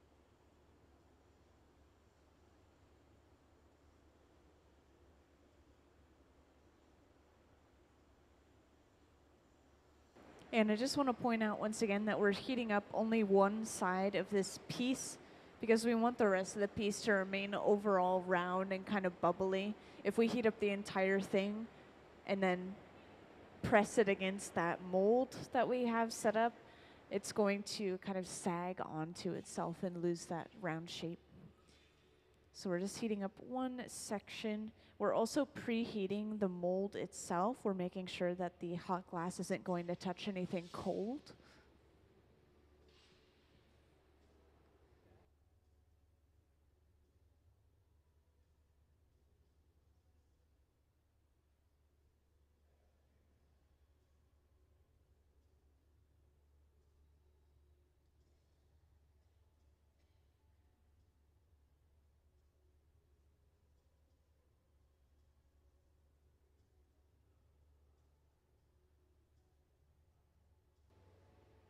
So this is where the overall shape is going to take place. We're just going to go over to that setup, place our glass inside of it, then we'll have the overall shape just that quickly.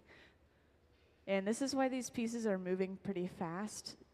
In the very beginning, we're building up all of those layers of color, all the layers of clear glass to build up some mass.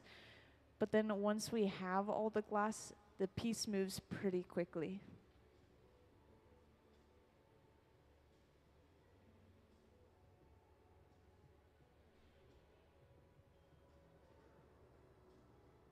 Yeah, so this is flattening 3 sides of the bubble all at the same time. So the very end of the bubble furthest away from the pipe, and then the 2 sides, which are being wedged in between the 2 pieces of kiln shelf that we had set up.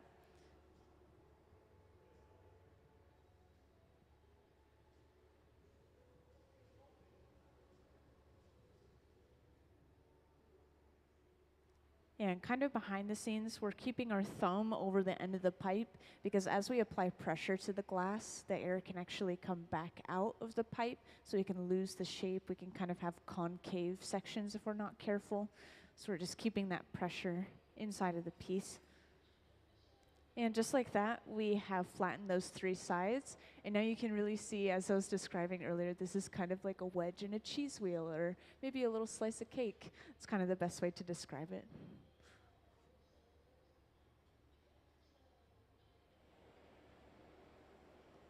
And I just want to point out once again that this is going to end up a really rich, transparent red.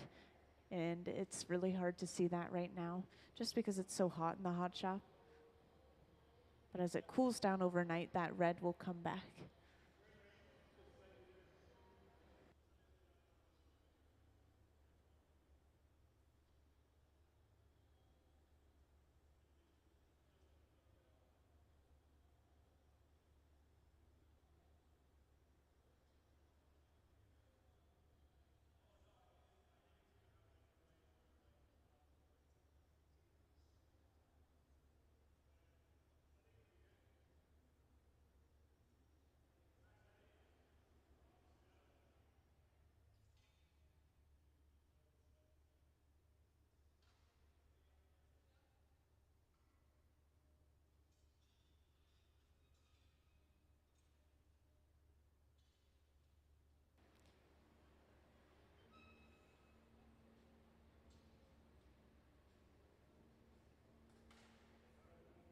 So this is the shape that we were going for. This piece is pretty much done. We're just going to go through the process of getting it ready to break off the pipe and put it away, just like that first one we made. They're double checking some measurements, making sure that it's around the same size as that first one we made, since these are going to be fitting together kind of like puzzle pieces. So somebody's getting suited up over on the right side of the hot shop. This is going to protect them as they lean into a 1,000 degree Fahrenheit box to put it away. And then at the center bench, we're torching, heating up this area where the glass is connected to the pipe. We want to make sure that we heat it up enough that we sometimes even see movement in that connection, and the piece starts moving around. This is telling us that the piece or the glass surrounding that connection is warm. Since we do break the piece off with water, we want to make sure that the surrounding area is warm, otherwise cracks can travel from that break-off point.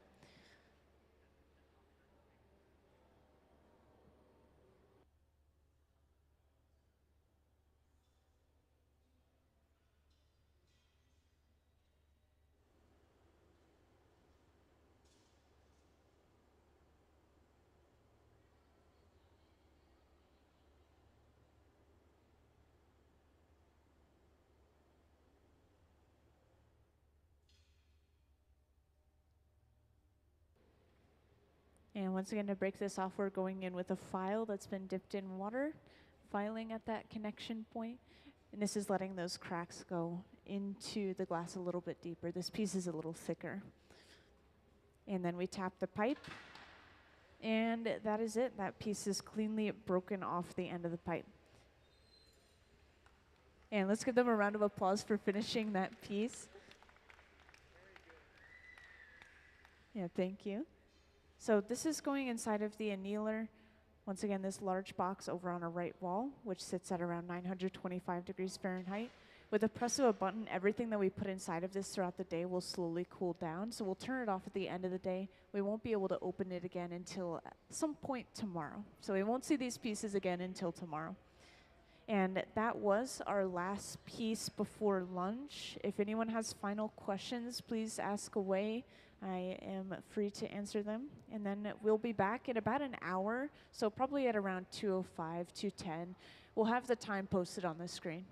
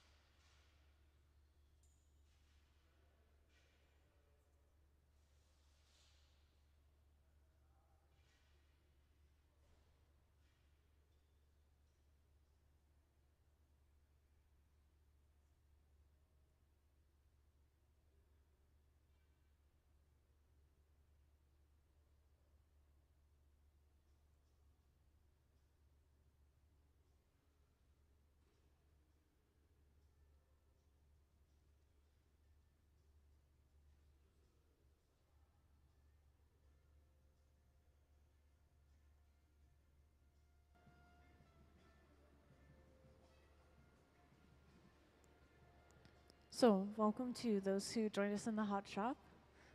A lot of you guys have seen this slideshow that's been going on the screen for a little while. So this is our visiting artist artwork, some previous works of his, some kind of process photos.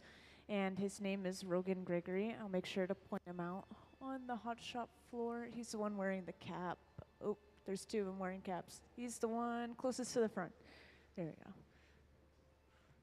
So, we have been working on some pretty big projects today, big as in physically large, and that is because these pieces are actually going to be used as furniture, so they're meant to be sat on.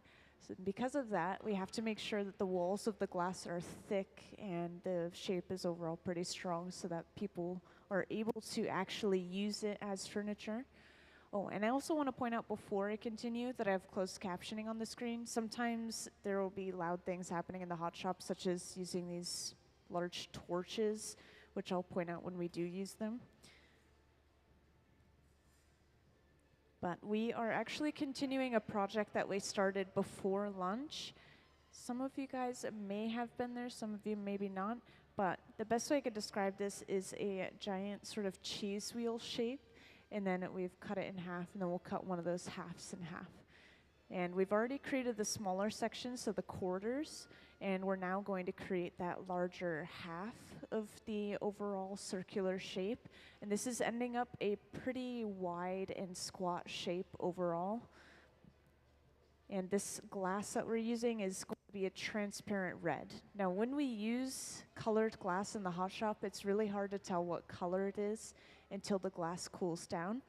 And that's especially true for red glass. You'll notice when we're working with it that it looks almost kind of gray. And I can't describe why this is happening, but it's just something red does. It looks black, it looks gray, it looks maybe even a little brown sometimes. But as it cools down overnight, we'll be able to see that really rich blood red, as it was described to me, tomorrow. And this is all going to start over on the left bench. I would say the beginning process, like we're about to see, is probably the longest part of the entire process. Once we have all of the glass we need, it's really, really fast. And just to give a little overview of the hot shop and then talk about our visiting artists some more, we will be using a couple of different furnaces. One of them is our glass furnace. We'll be using this one on the right, this tank with the closed door. It holds up to 1,000 pounds of clear molten glass, maybe up to my hip, and it stays at a very steady 2,100 degrees Fahrenheit. And these other open-face furnaces, we're actually just using them for reheating. So when we go inside of these, it's just making the glass more malleable and soft instead of adding anything to it. And they run between 2,100 and 2,300 degrees Fahrenheit, so just a little bit warmer. And yeah, once again, our visiting artist, he is the one with a jacket around his waist. He's standing inside of this annealer, which is this box on the wall. They're looking at some pieces that they made on Wednesday. And these pieces were so thick that they had to let them cool down for 2 whole days.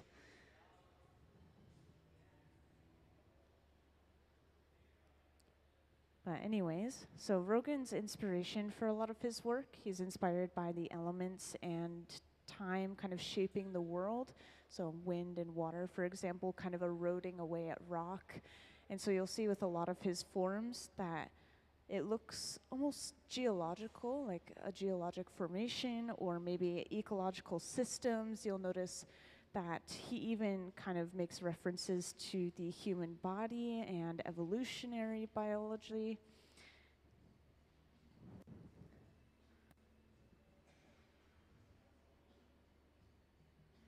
I think the last couple of days they were making some pieces from a specific series of his, the Sentient Space series. So some of them end up looking kind of like rocket ships, you'll notice.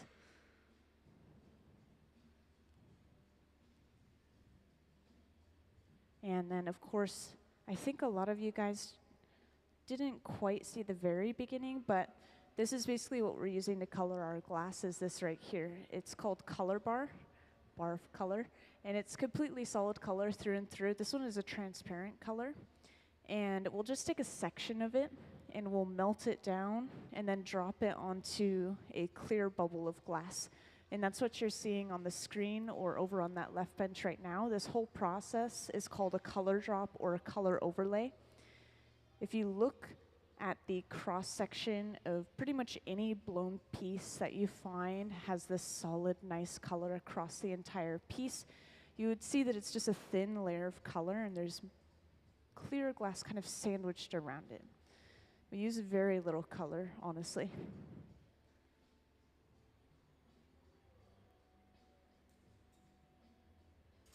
So we just completely melted that color, dropped it on top of that bubble, and now we'll go through the process of pushing and rolling it back until it covers up that clear bubble.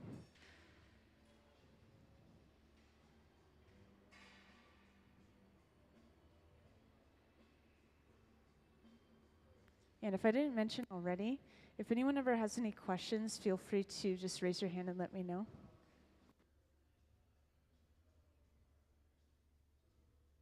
So we ship in a mixture of the raw ingredients and then we throw it into the furnace and melt it down. And the glass that we use in the hot shop is actually a soda lime glass. So there's a little bit of soda ash, a little bit of limestone. And when we throw it in the furnace, it really does just look like pure white sand going in.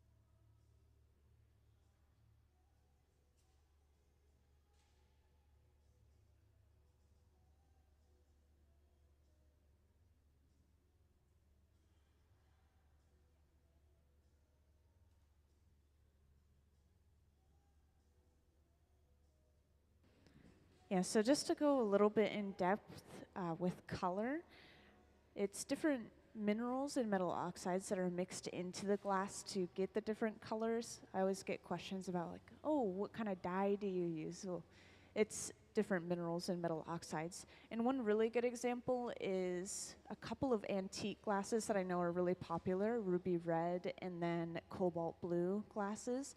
You're literally using a form of cobalt in the glass to get that rich blue color. And then for the ruby red, we actually call it cranberry red in here. And the reason it's expensive is because it uses a form of gold chloride, mixed into the glass to get kind of like a pinkish reddish color.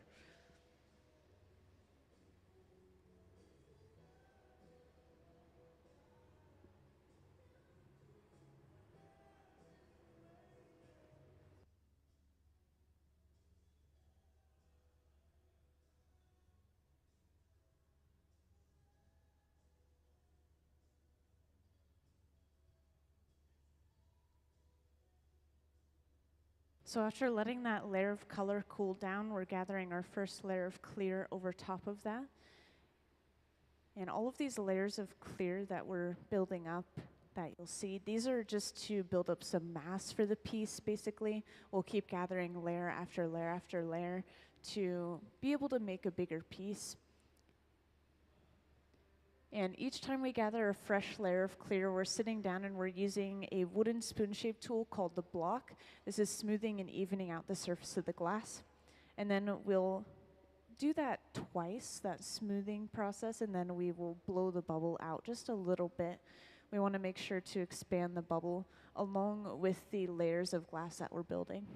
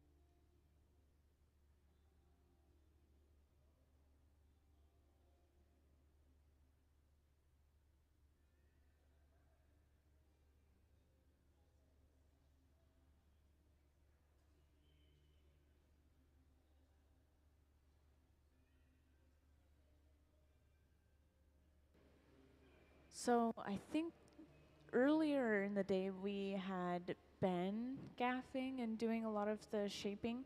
And for anyone that's curious, Ben is our hot shop manager, and he's the one in the middle of the three that's inside of the annealer right there. Yeah, it's interesting. So we do have a visiting artist, and obviously Ben is not the visiting artist. The visiting artist is the one on the left, but frequently they'll have someone in our hot shop team sit at the bench and actually do a lot of the shaping and physical handling of the glass. And this is partially because they have so much incredible experience. They all have worked with glass for 20 to 30 years professionally, full time. And on top of that, the visiting artist is always going to be the brains and the designer behind all of the work, and so they're able to tell them how they want the piece to end up, and they give their input throughout the entire process. It's pretty common. I'd say it's kind of like a conductor.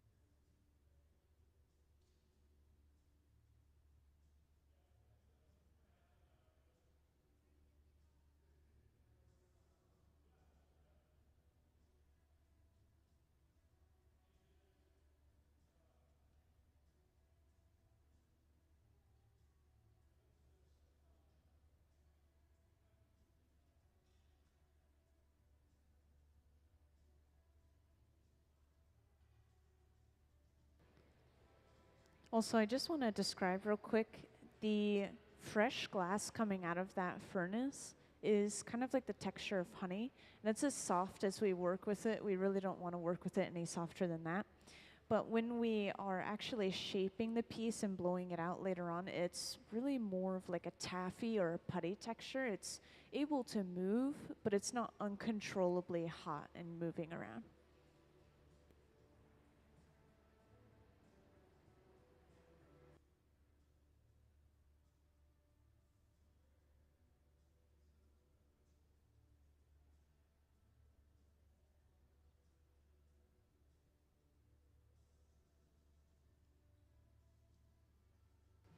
Yeah, the molten glass is sitting inside of a giant ceramic crucible, and to make sure that the glass is always going to be ready for us to use and that it doesn't destroy or damage anything inside of the furnace, we actually keep the furnace running 24/7. So that glass is always kept at the same temperature at around 2100 degrees Fahrenheit. I've heard that it can actually destroy the ceramic crucible it's sitting inside of just because of the way it expands or contracts as it cools.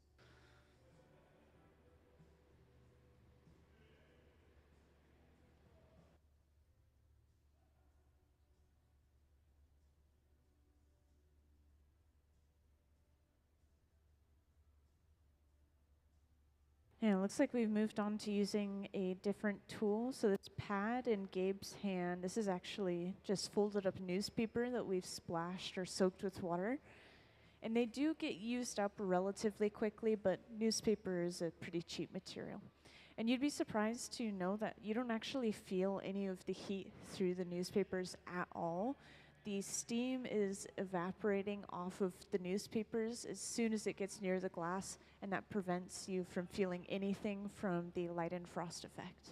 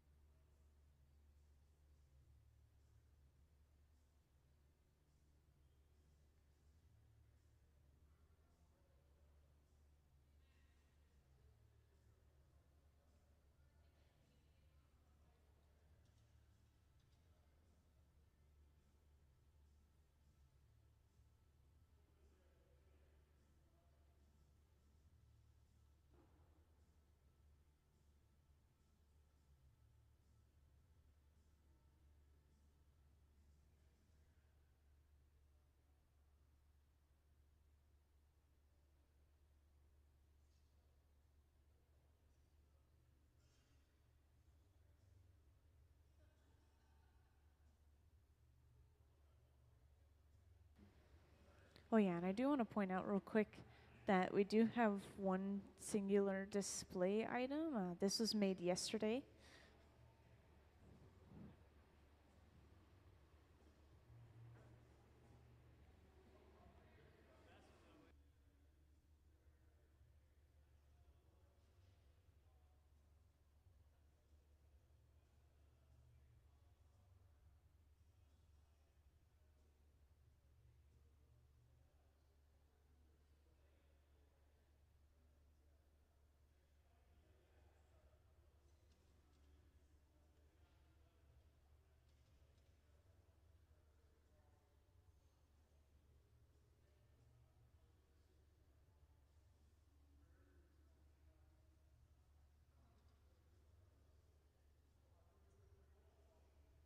So the furnaces actually run off of natural gas and forced air. And that applies to all of the ones across the entire wall. The torches actually run off of propane and oxygen. We'll be lighting those up pretty soon. And then the boxes that we have throughout the room, those are actually electric. So we have 3 different kind of energy sources throughout the room.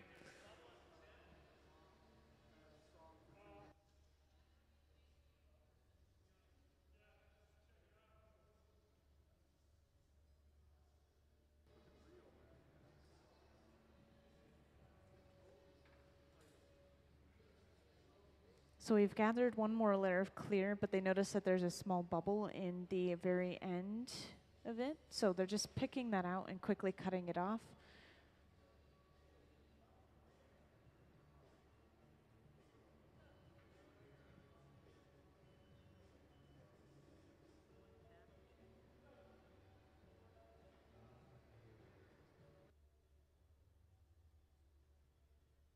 Oh yeah, so while Ben is working on the piece, pretty much no matter what he's doing, somebody's going to be hovering around with this wooden paddle, or two. And this is just shielding Ben from the heat that's coming off of the glass itself. Especially when you're really close and kind of personal working with the glass, you can feel all that heat coming off of it, and it can be unbearable. But we do use those paddles to flatten the glass every now and then, which is why they're so charred as well. But yeah, just in this moment, we're shielding with them.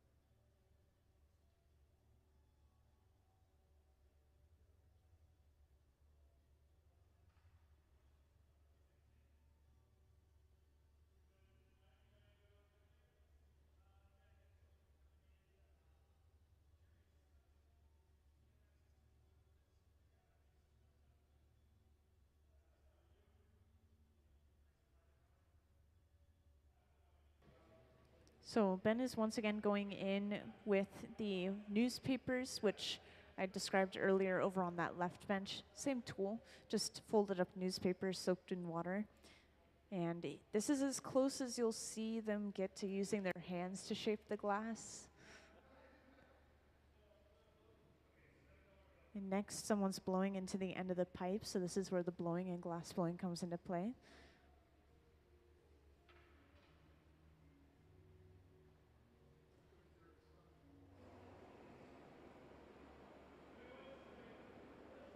And here's our first glimpse at a torch. Once again, these run around the same temperature as the furnaces themselves, between 21 and 2300 degrees Fahrenheit. But this torch is just going to heat up a section of glass at a time, so if one area is a little bit too cold, we can balance the heat out. Or if we just want to work on one area, then we can just focus extra heat to that one spot.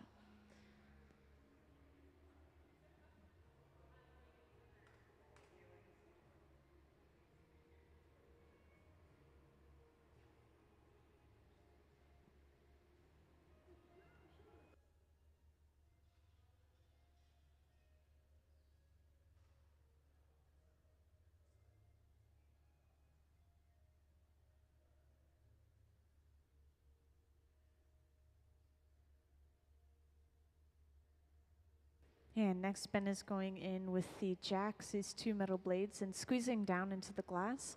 This divot that's forming is basically going to be our breaking point later on. We'll take the piece off of the pipe from that point.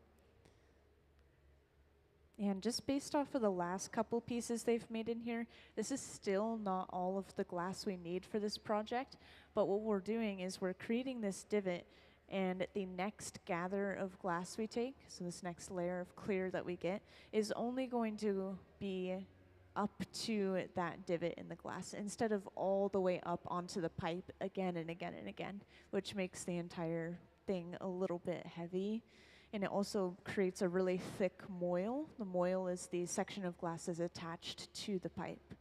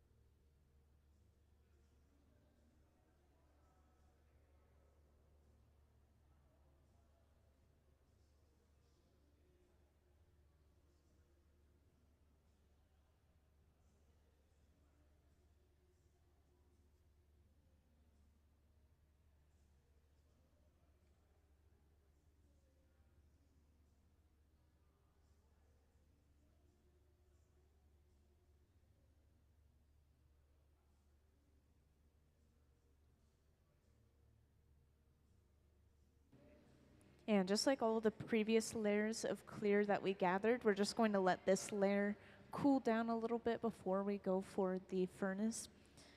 And if I didn't describe why we do that already, why we let it cool down, you can kind of think of this layer as the core for the next layer of clear that we gather. And if the inside is really hot, then we gather even more hot material on top of it. The entire thing is going to start moving around. We could lose the shape of the bubble that we've worked so hard on in the center of all of this, which is probably perfectly symmetrical right now. So we always let it cool down before we go for that next layer of clear.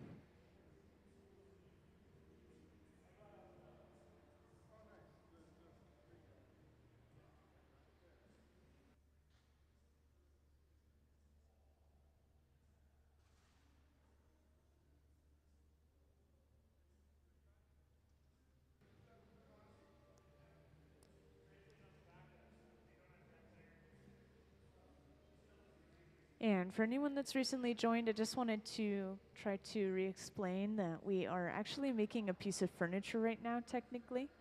This is just one of 3 pieces that are coming together to create this singular piece of furniture. It's supposed to be like a chair, something that someone can sit on. And we've already created the first 2 pieces, which are kind of like quarter wedges of a cheese wheel. That's the best way I can describe the shape of this entire piece overall, is kind of a cheese wheel. And we've cut it in half, and then we cut one of those halves in half. So we've already created the quarter sections, and now we're just creating the larger kind of half section of it. And they're all the same color. They're ending up kind of squat and wide, like a cheese wheel. And this piece is kind of like a blood red. It's this really deep, rich, transparent red, even though it doesn't look it right now.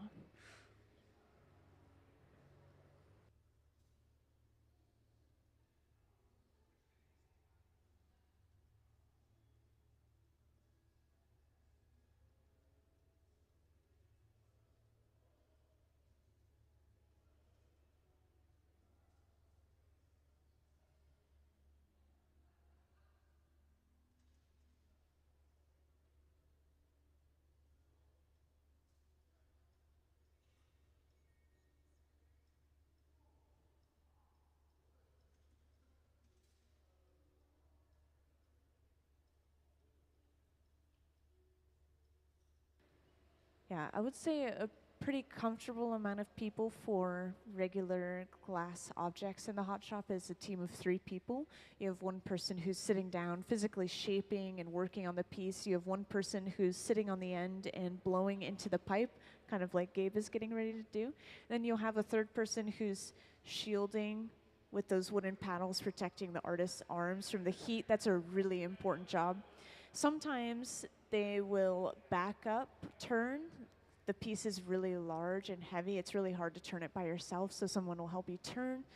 Yeah, this is a little bit of an abnormally large team of people than you would usually see, just because these are more complex, larger pieces that have multiple components coming together.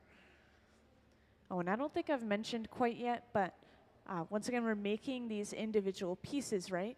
But on a later date, once they're all completely cooled down to room temperature, they're going to be gluing them together. That's how they're going to be assembling these pieces.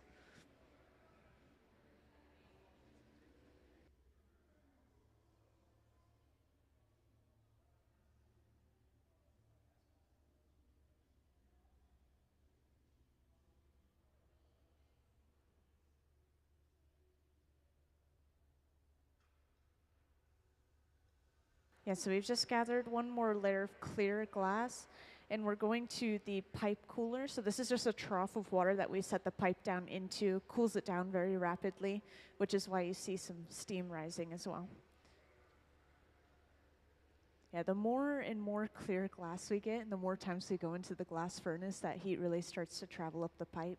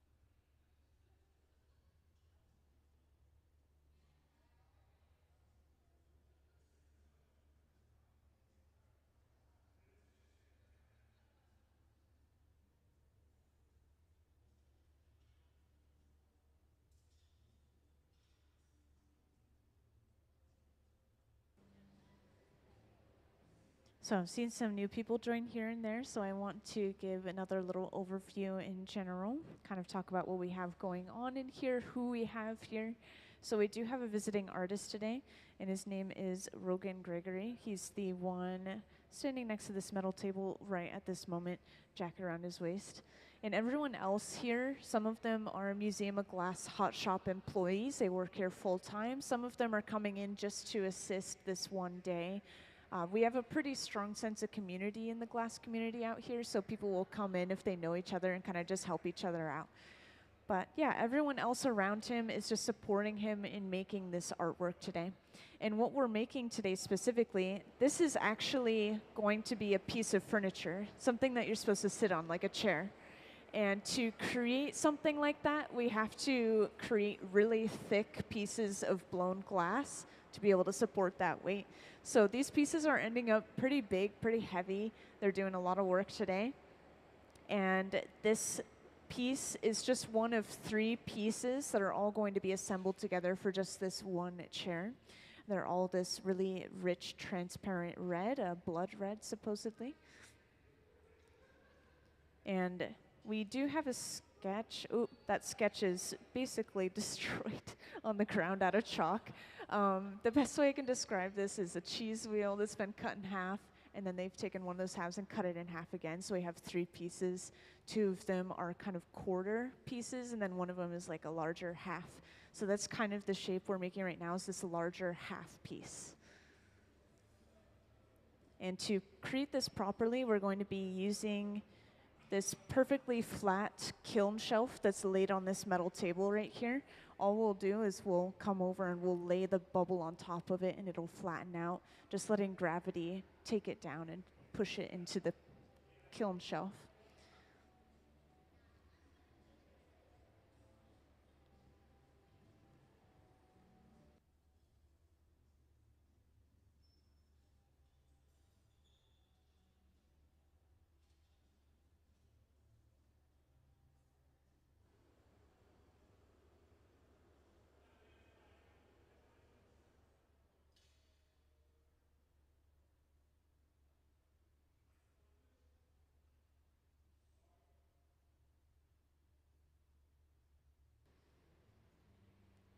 So right now we're just continuing to blow this bubble out.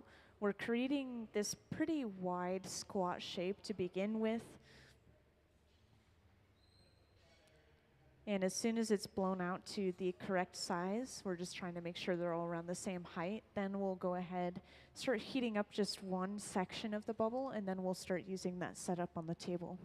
This process, once again, moves really fast. Once we have all the glass we need, all we're doing is blowing it out and shaping it.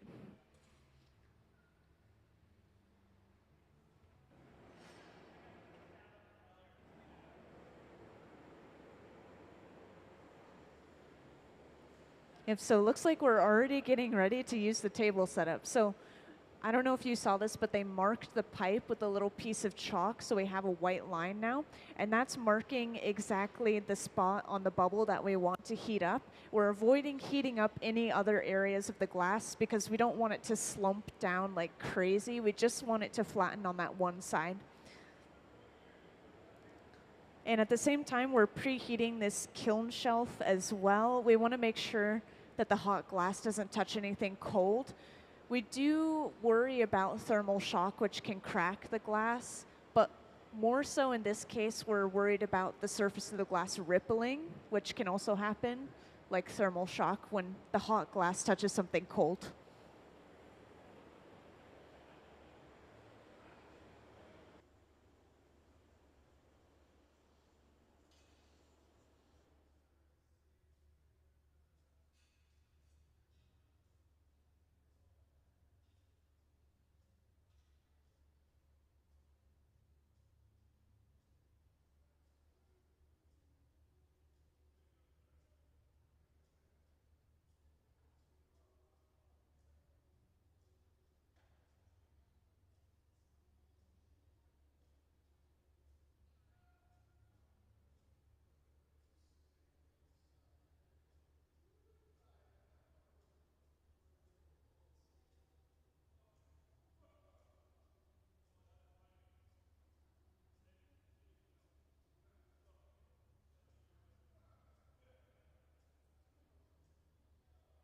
And we're going inside of the furnace and heating up everything overall. This is heating up any areas that might be too cold to prevent them from breaking, and also just heating up that one section again. And we have set up a second piece of kiln shelf. This is going to be used to flatten the very end of the bubble, as well as the side being flattened at the same time.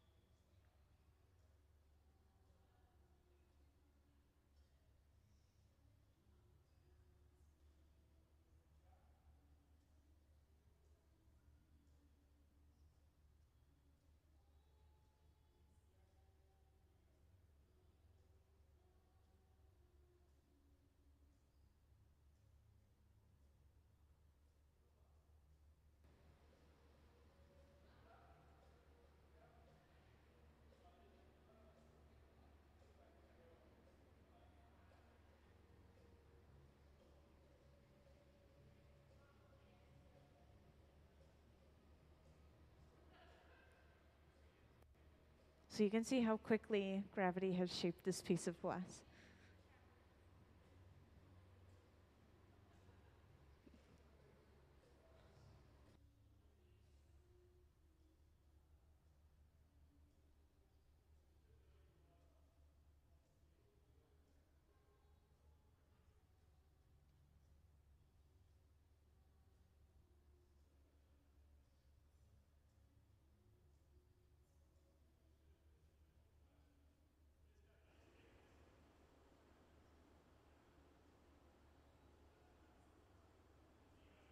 Yeah, it's hard to describe how these pieces are going to be assembled, but really, if you think of it as cutting a cheese wheel, you usually cut it this way, right? And it's flat on the top and the bottom. So that's exactly how it's going to be oriented. So this is going to be a side piece, and then they'll put those wedges in on the side as well on the flat side.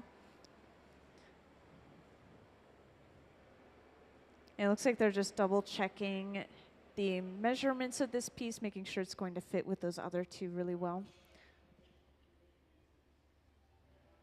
Yeah, so the reason they flattened the end of the bubble is that's where people will be sitting, I believe. And they've done that same thing with all of the previous ones as well, where they've flattened just that one side.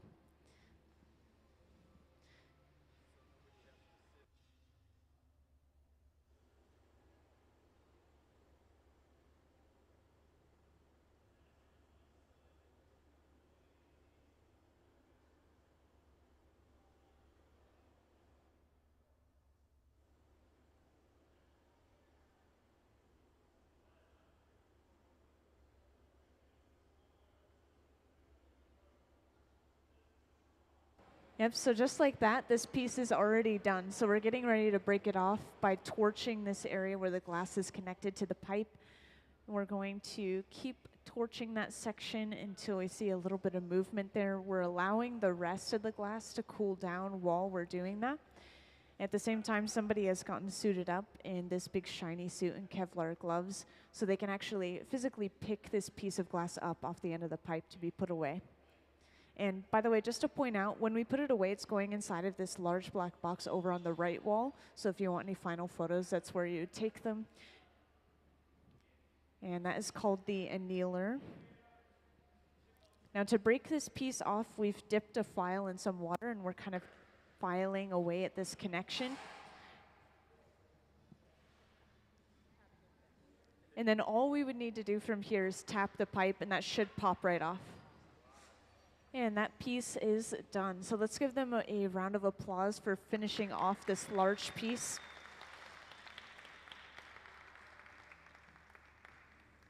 Yeah, once again, that was 3 of 3 pieces that are all going to be assembled together on a later date. This is the annealer. It sits right at around 925 degrees Fahrenheit. We'll continue to fill it up with pieces throughout the rest of the day and then press a button to slowly cool everything down. I think that this will be about a day, so we won't see these pieces again until tomorrow. And could I have the slideshow of Rogan's artwork, please? Thank you. So for those who haven't seen it yet, I just want to show off this slideshow again. This is some of our visiting artists' other artwork that he's created.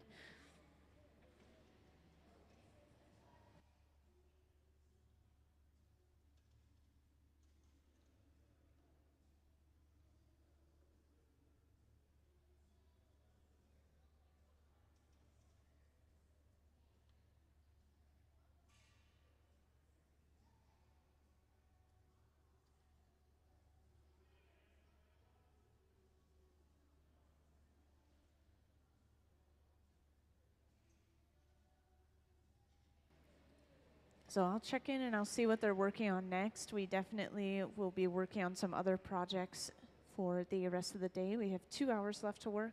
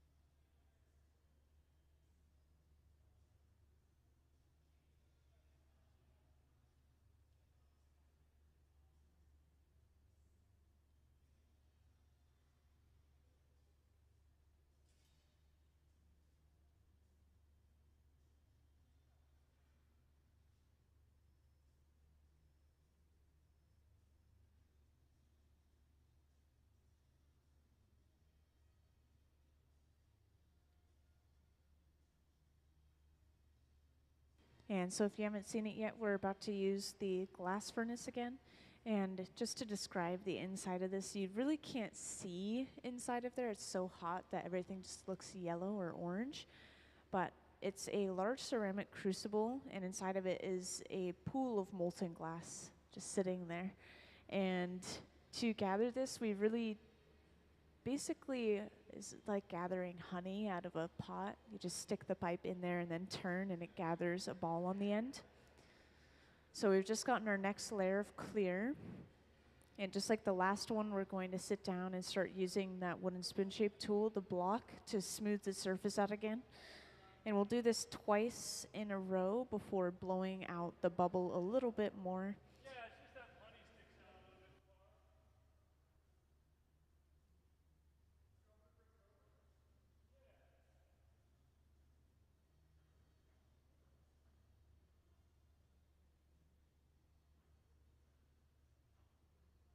Yeah, I know you guys are probably curious about those pieces. These were made on Wednesday, and they were really thick, so they had to cool down for about 2 days, and they're just now able to bring them out of that box.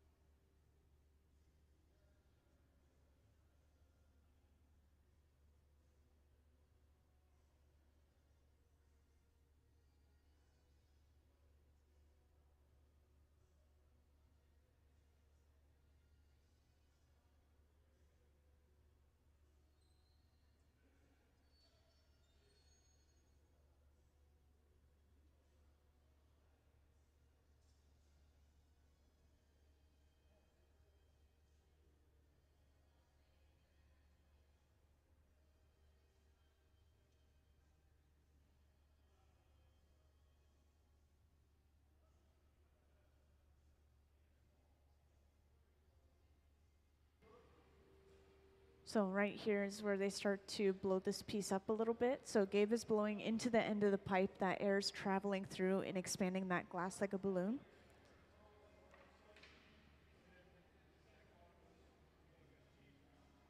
And every now and then we're just re-wetting the newspapers, making sure that they're staying saturated with water. And that steam that is created from the water is what protects their hands from the heat of the glass. Obviously, their hands are really, really close to the piece of glass with the newspapers, but you don't feel any heat through those. It's really surprising.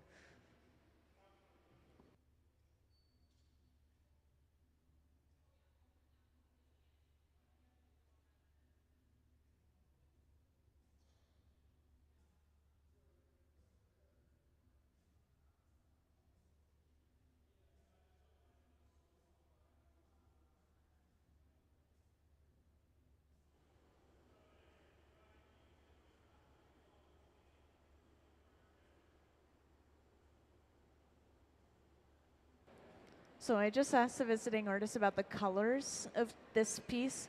And since we have 3 different individual blown pieces coming together, they're going to take advantage of that and make them 3 separate colors this time. So we have 3 different shades of amber, brown ambers for this piece, apparently. And I know it doesn't look amber right now for those who just joined in, but this is just because the glass is so hot that it's radiating light as well as heat. So you could kind of think of it as lava. And it's going to look orange whenever we're working with it.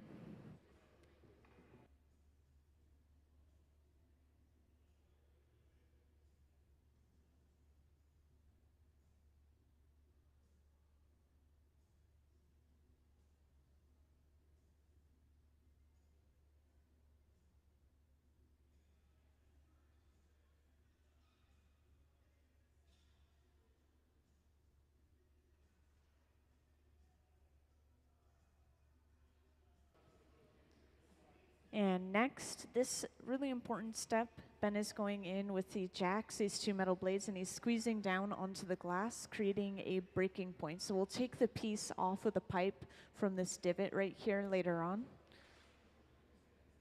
And this piece is going to get larger, by the way. This is still not all of the glass that we need for this piece, but we're creating this divot, and then afterwards we'll gather another layer of clear up to that divot in the glass. And right here, Gabe is blowing into the end of the pipe again, just expanding that glass a little bit more.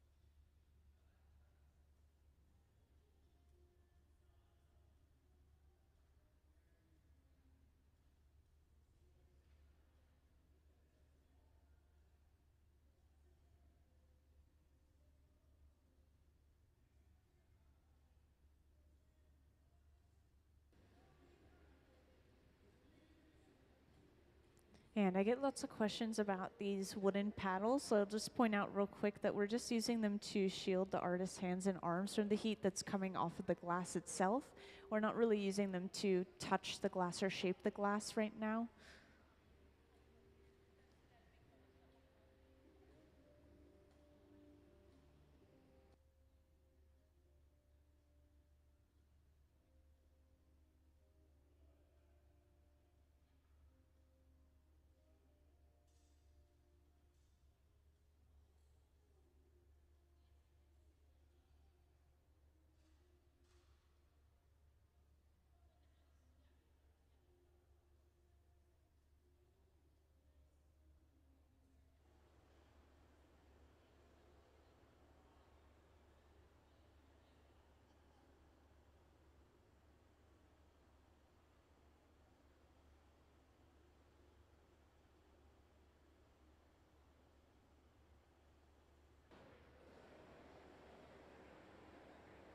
And I want to point out that actually this is all of the glass that we'll need for this one piece.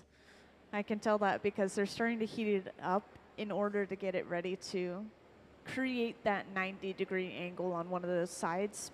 So they're just heating up one side only using this large fluffy flame. They're also going to start preheating this mold that they've created over on the table.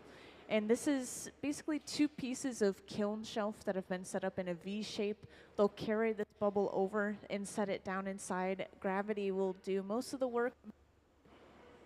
Sorry, my mic keeps cutting out. Gravity will do most of the work and pull that glass down and create that 90-degree angle. Oh, and just to point out real quick that they've recreated the drawing on the floor as well, so that's kind of the overall shape that we're going for right there. Oh yeah, maybe you guys can't see it very well, but it's behind this contraption here that we have not used today.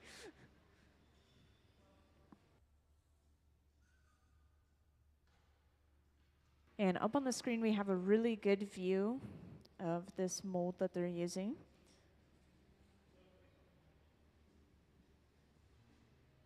And kind of behind the scenes when they're using this mold, they're keeping their hand or finger on the end of this pipe because as we apply pressure to the walls of the piece, this is actually pushing air out of the pipe and deflating the piece. And we want to avoid that, so we'll just blow a little puff of air in every now and then.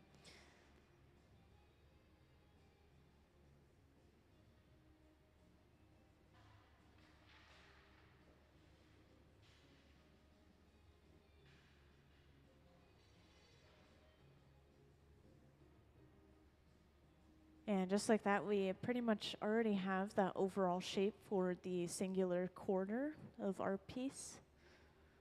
One of 3 pieces.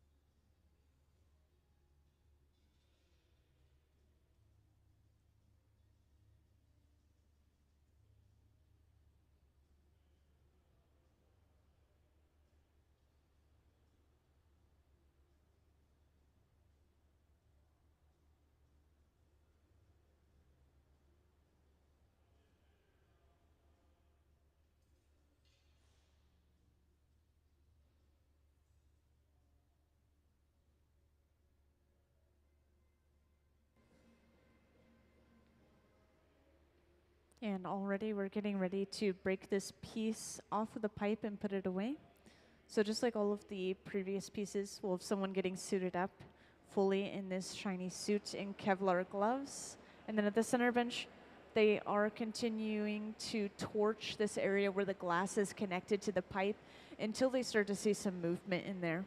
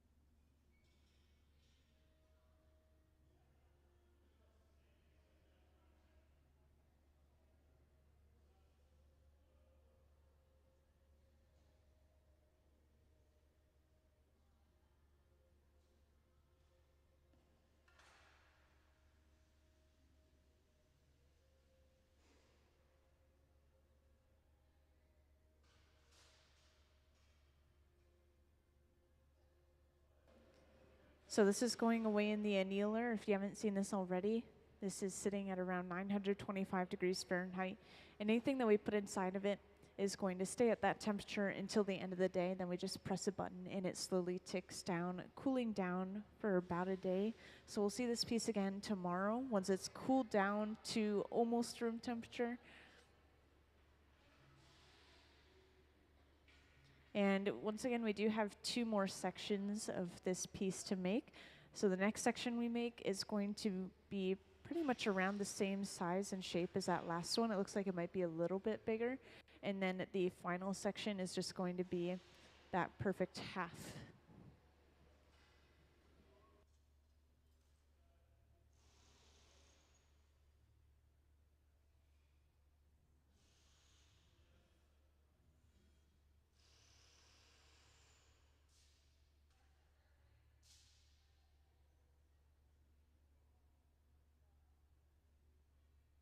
And could I have this slideshow of Rogan's work, please? Thank you. So for those who haven't seen it yet, I just want to show off this slideshow of our visiting artist artwork. And a lot of his pieces are inspired by the elements and time and how they kind of shape the world around us. So how wind carves away at valleys, or how water will carve away at rocks at sea. But he likes to make functional pieces. So at the same time as them being artistic, he'll create them into light fixtures or functional pieces of furniture. Like today we're trying to make some chairs.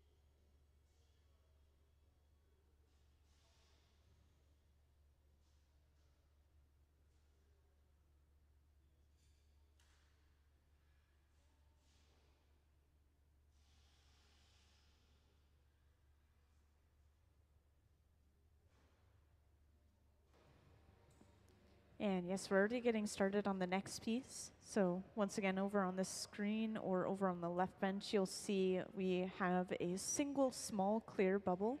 So this is how all of our blown pieces start, is from an object this small. No matter how big we end up, this is always how we start. And we're going to next prepare a little bit of colored glass, which started off kind of like this right here, something called color bar.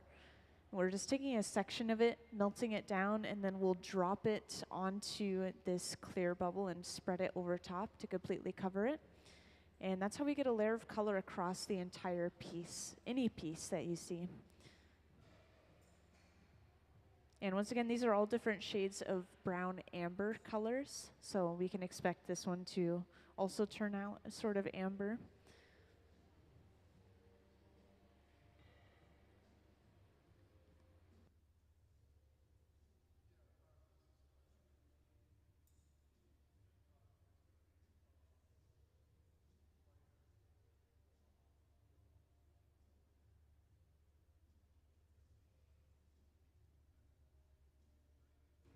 So we've just brought that molten color over. We're dropping it directly on top of that clear bubble. And after cutting it off, we will be left with basically this mass of color on top, but we slowly roll and push that color back until it completely covers up that clear.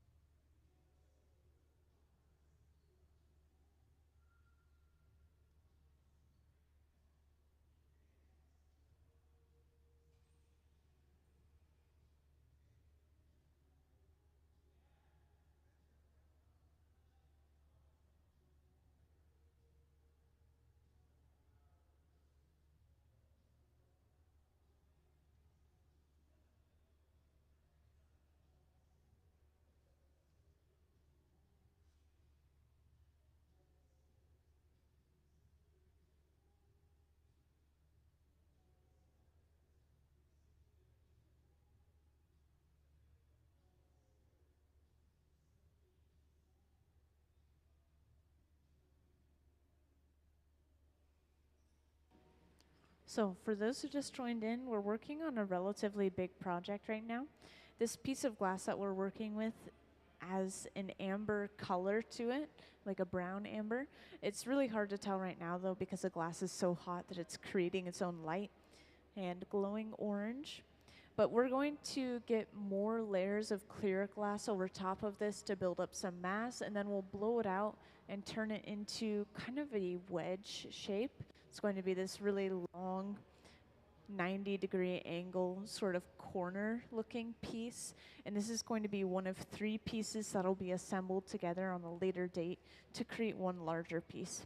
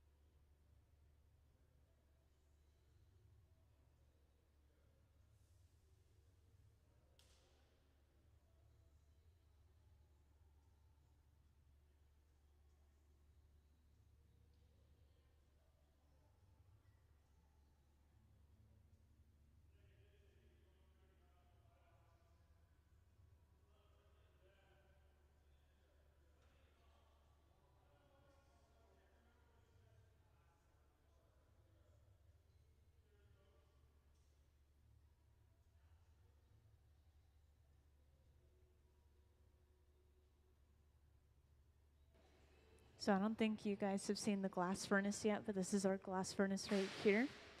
And each time we go in here, we're getting one new layer of clear over top of everything we already have. So we've just built up a little bit more mass for this piece. And just like all the previous times, we're going to smooth out the surface of this piece and then blow it out just a little bit. And then if we want to gather more clear, we would do that from there. This cycle will continue until we have all of the glass we need. This is definitely the longest part of making a piece, is just building up all of these layers of glass. But once we have all the layers, it's really quick from there, and it just blows out really fast.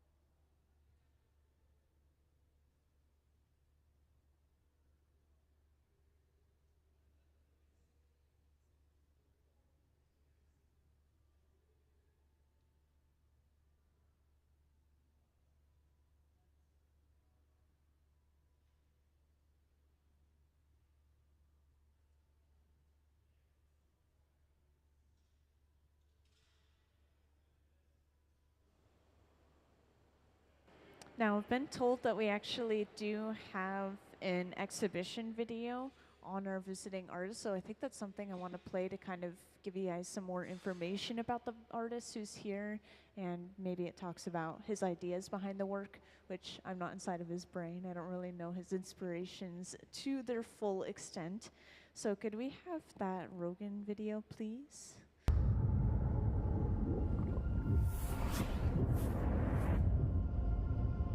In nature, there is a truth in the form. The rationale is what works best biologically.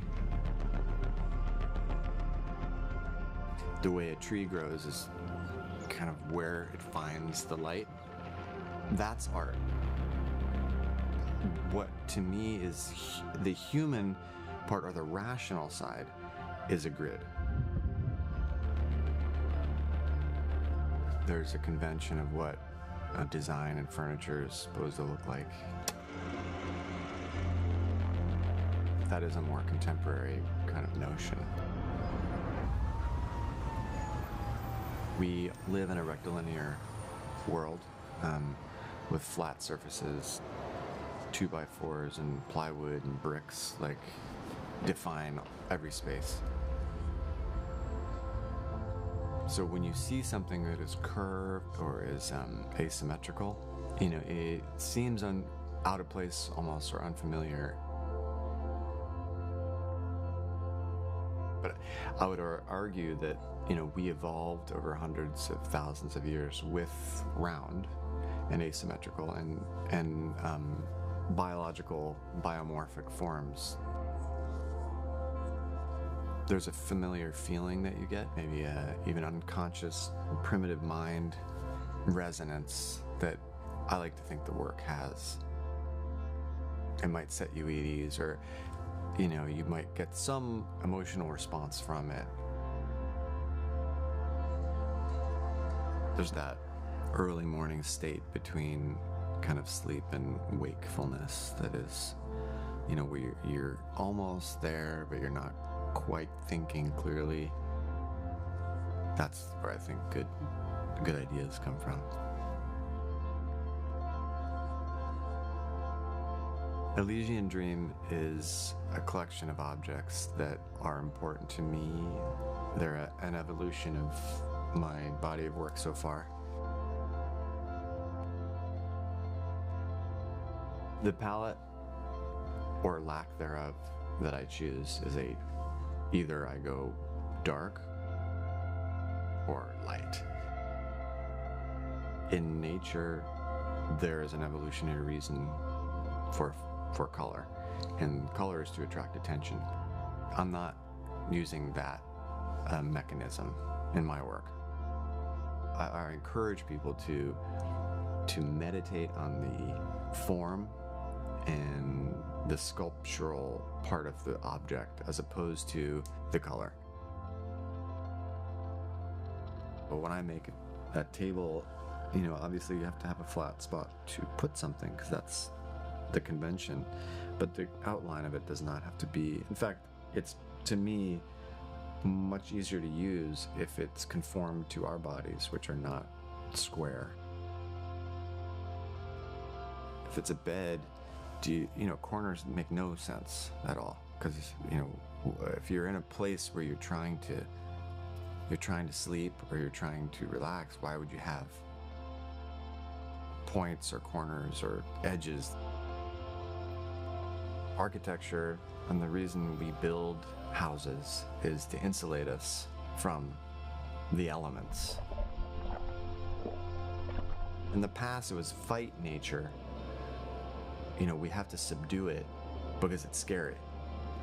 I feel the opposite. I feel like now we've come to this juncture where it's dangerous because we're living in a sterile, rectilinear environment. We need to accept nature.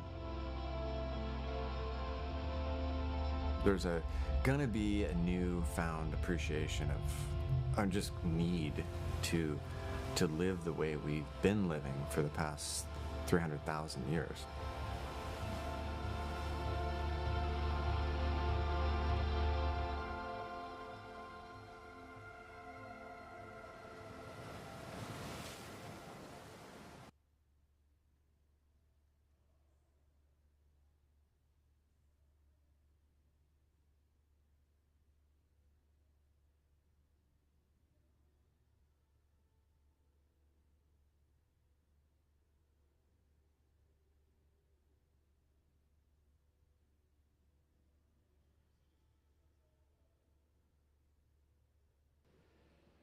So for those who recently joined in, I just wanted to mention once again that that video that I played was our visiting artist video. So it was him kind of talking about his inspiration for his works. And right now we are creating one of his pieces that he has designed. This is the second of 3 individual blown pieces of glass that will come together, kind of like this drawing on the floor right here, to create one piece. And it's kind of hard to describe the final shape of this piece, but you're going to see that take place pretty soon. This is us gathering layers of clear on the end of this pipe just to build up some mass for the piece. So yes, this is our glass furnace.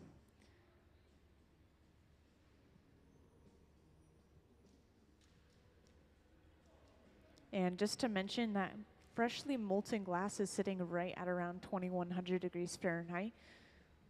So when the glass is kind of the texture of honey in here, you know how hot it is. These open face furnaces, these don't have any glass inside of them, but they're similar temperatures. So they're between 21 and 2300 degrees Fahrenheit.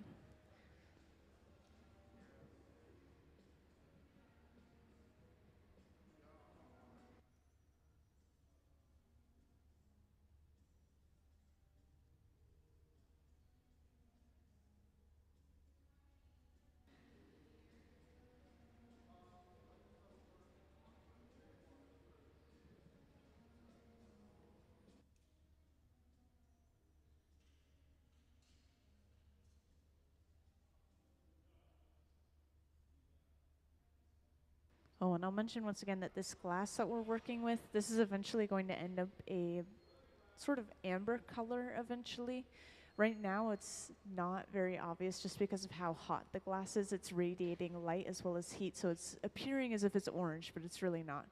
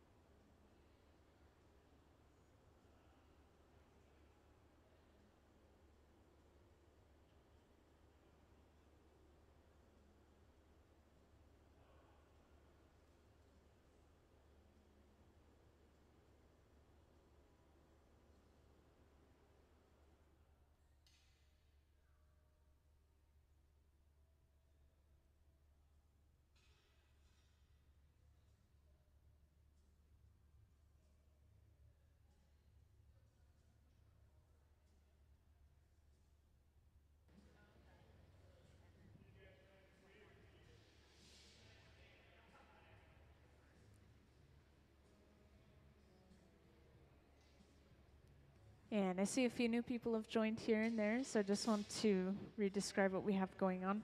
So we do have this chalk drawing on the ground. This is kind of what we're making right now at this moment. This is actually a sort of top view of it. So you can kind of think of this as something that's being cut into sections, but really we're just blowing out the individual sections and we'll bring them all together on a later date once they're all cold. They'll be physically glued together, I've been told, with maybe even a silicone mixture. But these are meant to be used as chairs, actually. So we've made 2 of these successfully earlier today. This is the smallest one we've been making so far. And all of the individual sections of this piece, once again, we have 3 sections. They're all going to turn out a little bit different shades of brown ambers.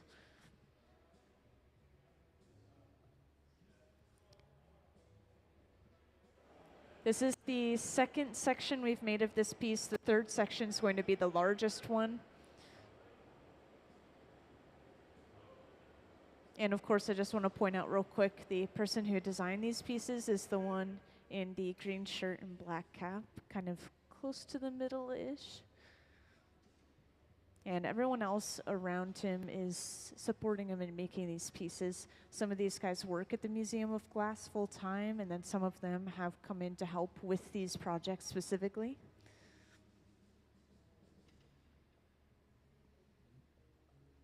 Oh, and I'd love to point out these pieces that we have out as well. These were all made on Wednesday and Thursday, so the past couple of days they've been working on various pieces, and they finally cooled down enough for them to bring them out and display them a little bit. So this is some more examples of our visiting artist artwork.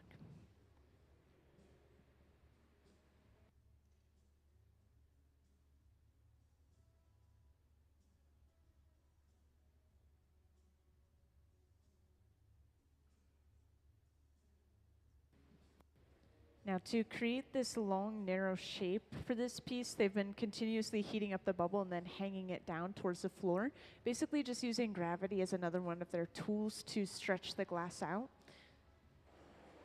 And eventually, which I think we're preparing right now, we're going to start using this station that we have set up over here on this metal table.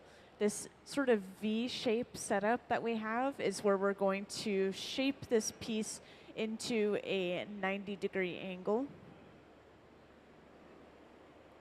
But to do that, we have to preheat the kiln shelf that we're using as a mold. We don't want any of the hot glass to touch anything cold, otherwise it can cause rippling or even cracking in the glass.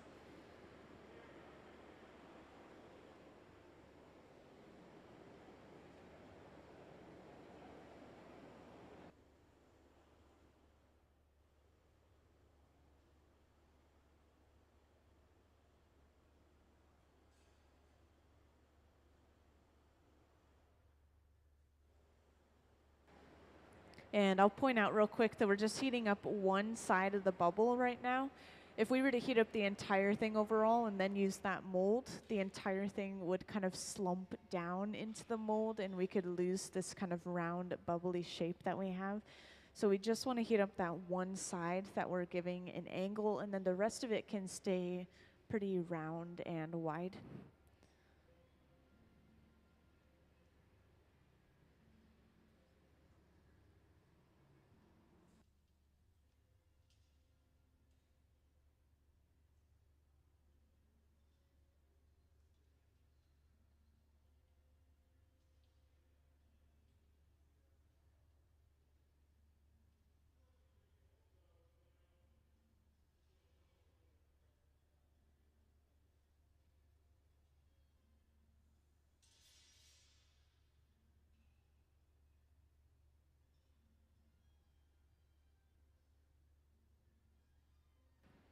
So we've just come out of the furnace and we're over at that station now.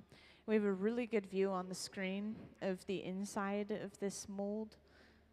We're pressing a wooden paddle to the far end of the bubble to flatten that side as well. So we're technically flattening from 3 sides right now.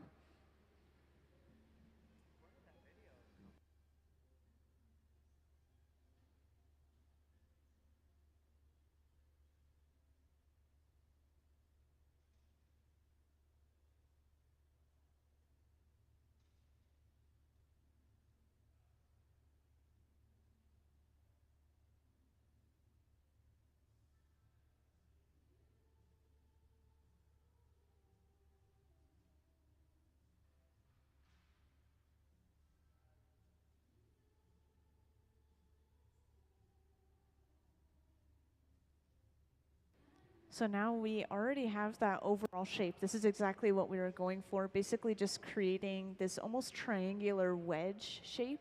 And we created something just like this earlier as well. I think it was just a little bit smaller, but those are two of the three pieces that will come together. This next one will be basically twice as large as this one right here.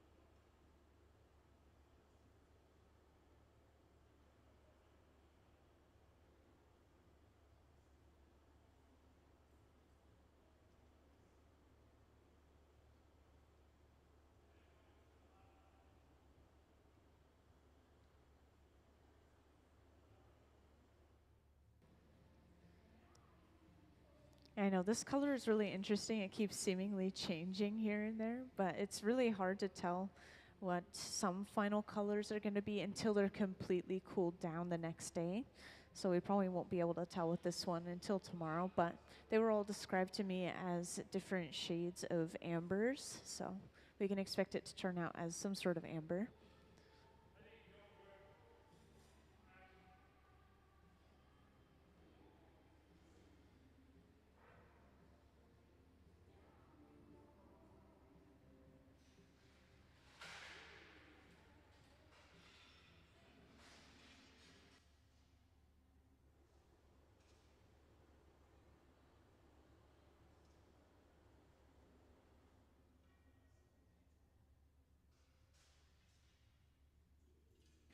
And at this point, they're happy with the shape, and so they're getting ready to break it off and put it away. They will sometimes torch this area where the glass is connected to the pipe until they see some movement in that connection. They're just letting the rest of the piece cool down because that was previously super hot when we were working with it. And at the same time, somebody's getting suited up, getting ready to pick this piece of glass up and put it away.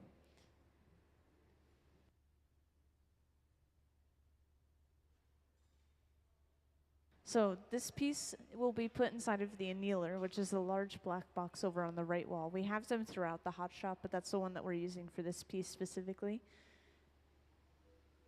And that box sits right around 925 degrees Fahrenheit all day while we use it.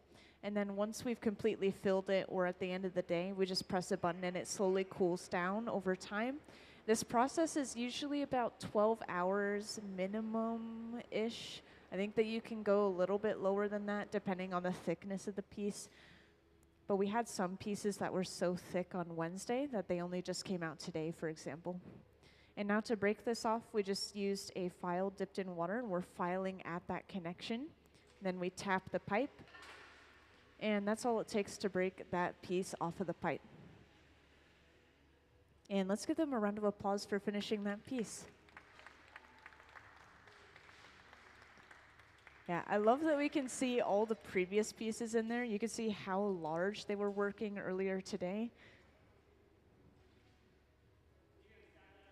And once again, that was 2 of 3 pieces for this one larger overall piece. So next we'll see the little bit larger one being made. But this is going to start from the very beginning. So we'll see them apply the color to the glass. We'll see them build up all of the layers of clear and start blowing out the bubble. This is the longest part of the process, is building up these layers. And I just want to mention, if anyone has any questions, feel free to raise your hand and let me know.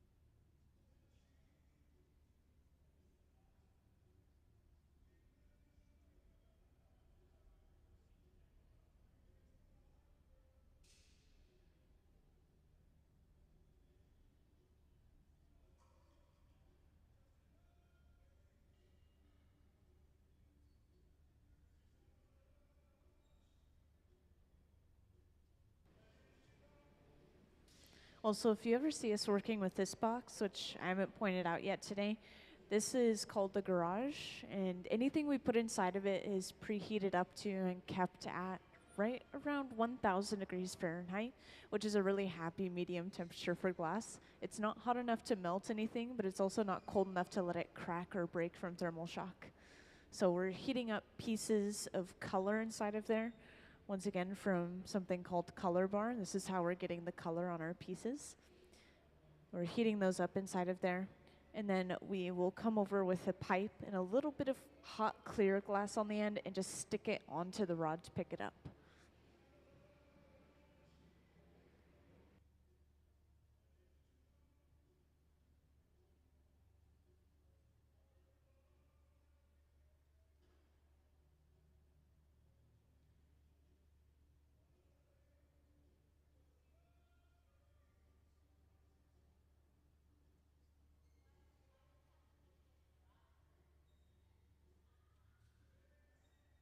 So it's been in there all day, but really an hour to maybe two would have been just fine for them to get started. They have to preheat them until the piece of glass is at 1,000 degrees Fahrenheit, and that's pretty much all there is to it. We can't heat up a piece of glass from lower than that temperature and then just suddenly put it in the furnace, otherwise it'll crack from thermal shock, because that goes both ways. And a good example of this is there will be videos online of people boiling water and pouring it on their windshields in the winter to kind of thaw it out. And obviously that can shatter the windshield from heating it up too quickly. And so same thing, when we cool it down, we have to cool it down really slowly. If we are melting a bottle in a fire and then we suddenly bring it out, that's too quick of cooling it down as well, which is why it usually shatters or cracks. So yeah, thermal shock goes both ways.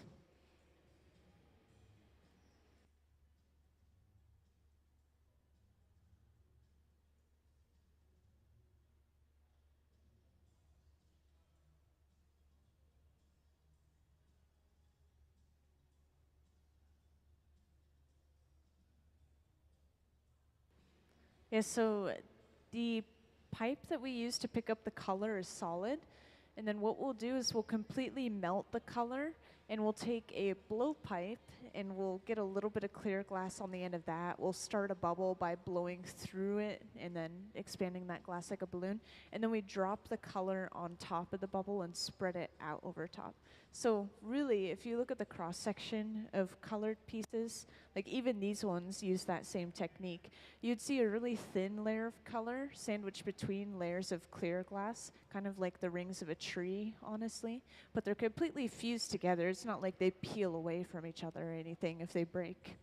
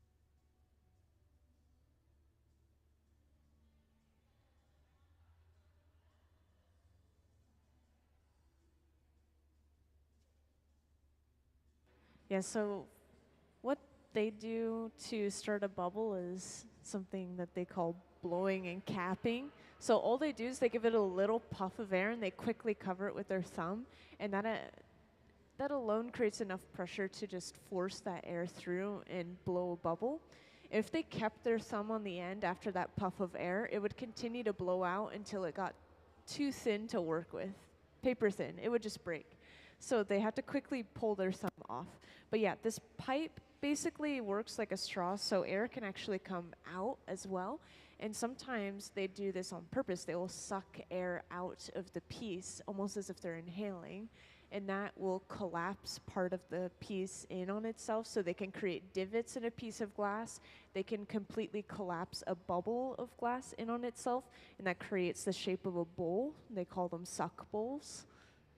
So, a couple of weird little tidbits.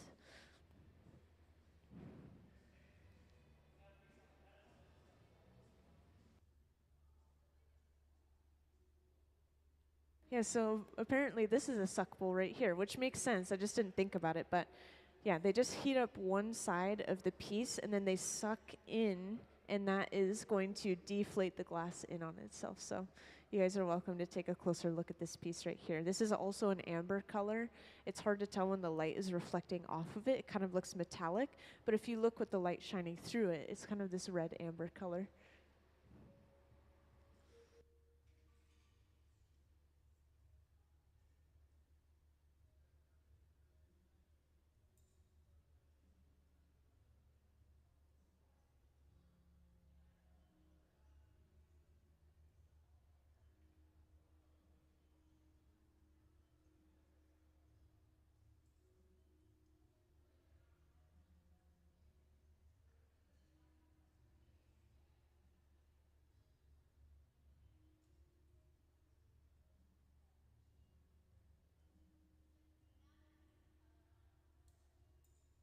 Yeah, exactly. So that is the process that's called a color drop or a color overlay.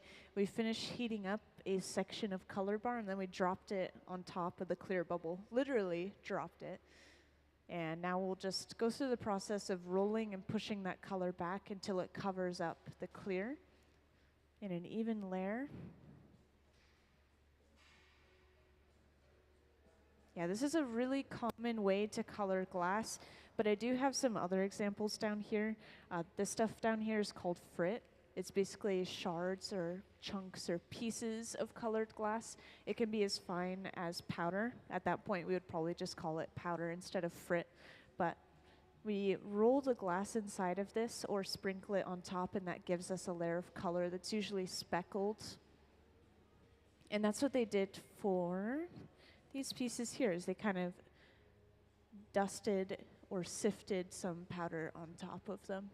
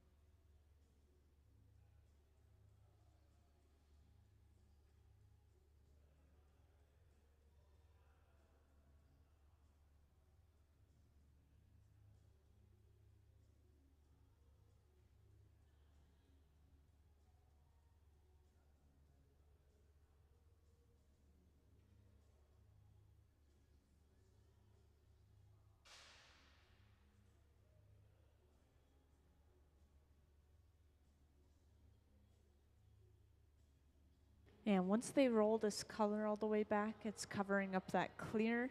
They'll let it cool down a little bit and then start gathering layers of clear over top of that, which is basically just building up mass for the piece more than anything else.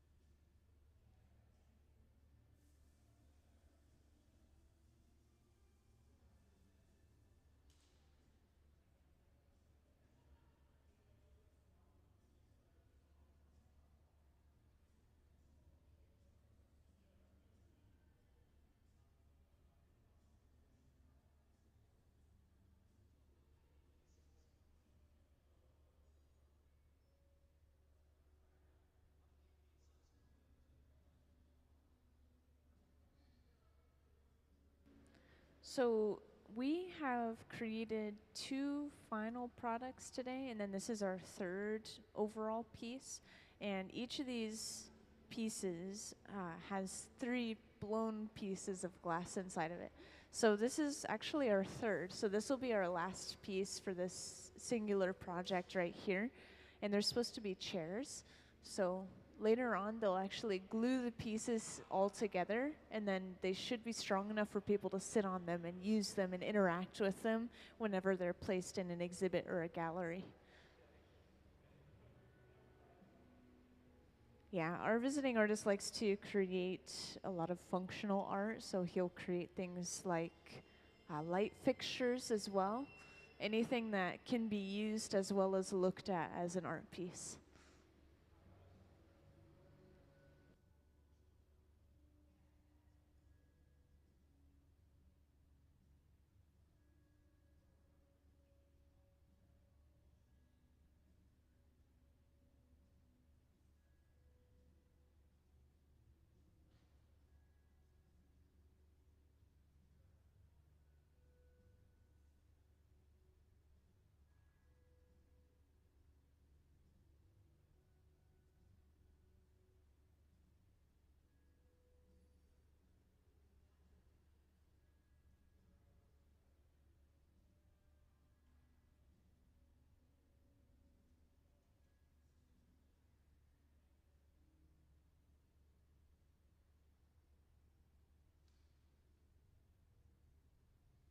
And for those who just joined in, we're working on the third section of this larger overall piece that we're working on.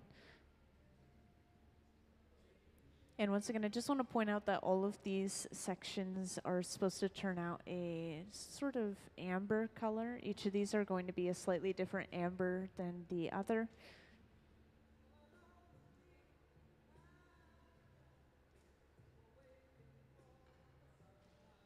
And I will point out that there are 2 more days of this residency, by the way, as well as the fact that we live stream every single day of the residency. So if you guys are curious, you can always kind of pop in and just check on what we're doing the next couple of days.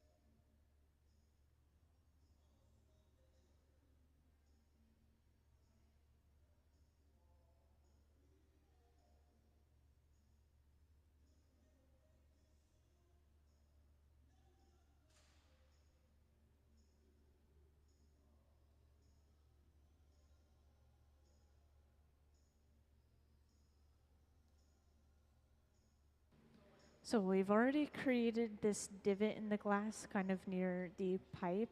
And this is eventually going to be our breaking point. We'll take the piece off of the pipe from here later on.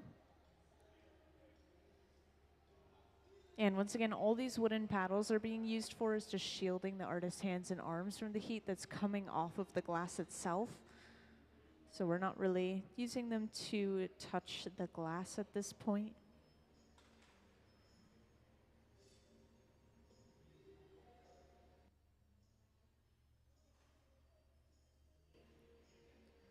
And after creating this overall shape and this divot in the glass, I think we're going to let this cool down and then gather another layer of clear over top. And even though this overall piece that we're making right now is a little bit smaller than the previous ones, they still are thick pieces of glass, so we're still having to use quite a bit of glass to create these pieces.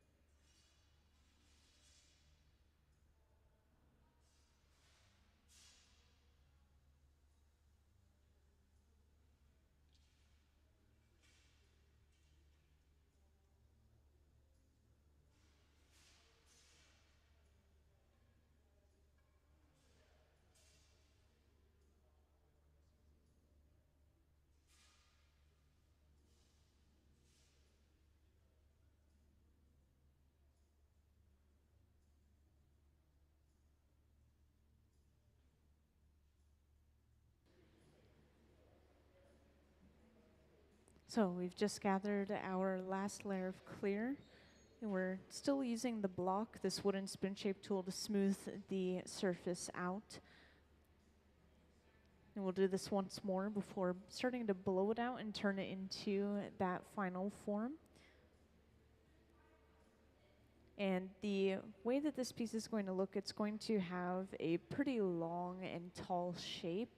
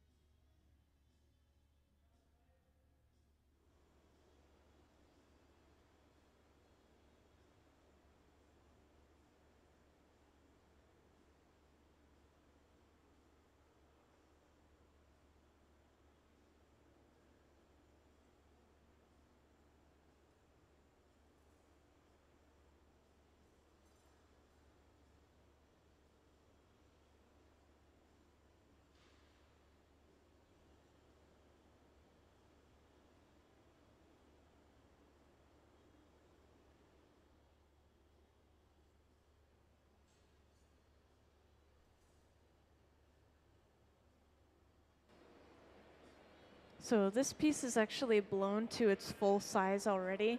What we're doing is we're just heating up one side of the bubble, and then we'll use this setup that we have on the table, the singular kiln shelf laid out, and we will flatten that one side.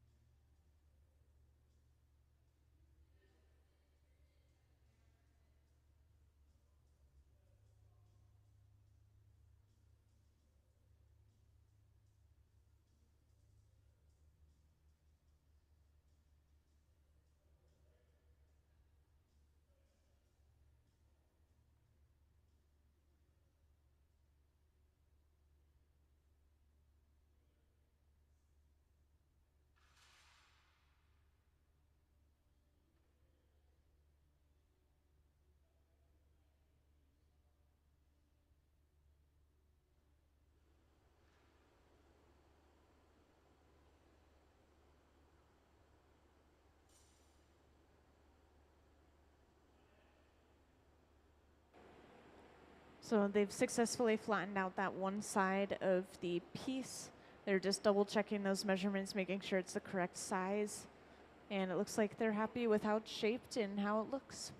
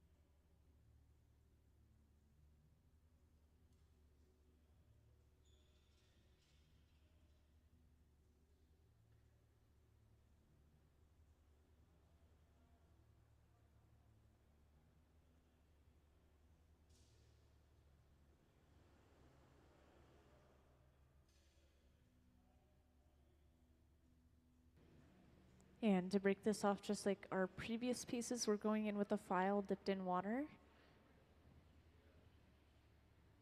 And after that's been filed away, they tap the pipe. And that's all it takes to break that piece off. And that was our last piece of the day that we just finished.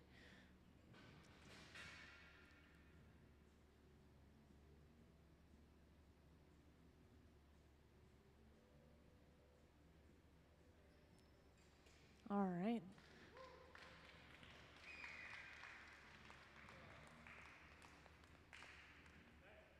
So that means we can start cooling that annealer down, and those pieces will be ready to be looked at and handled maybe tomorrow.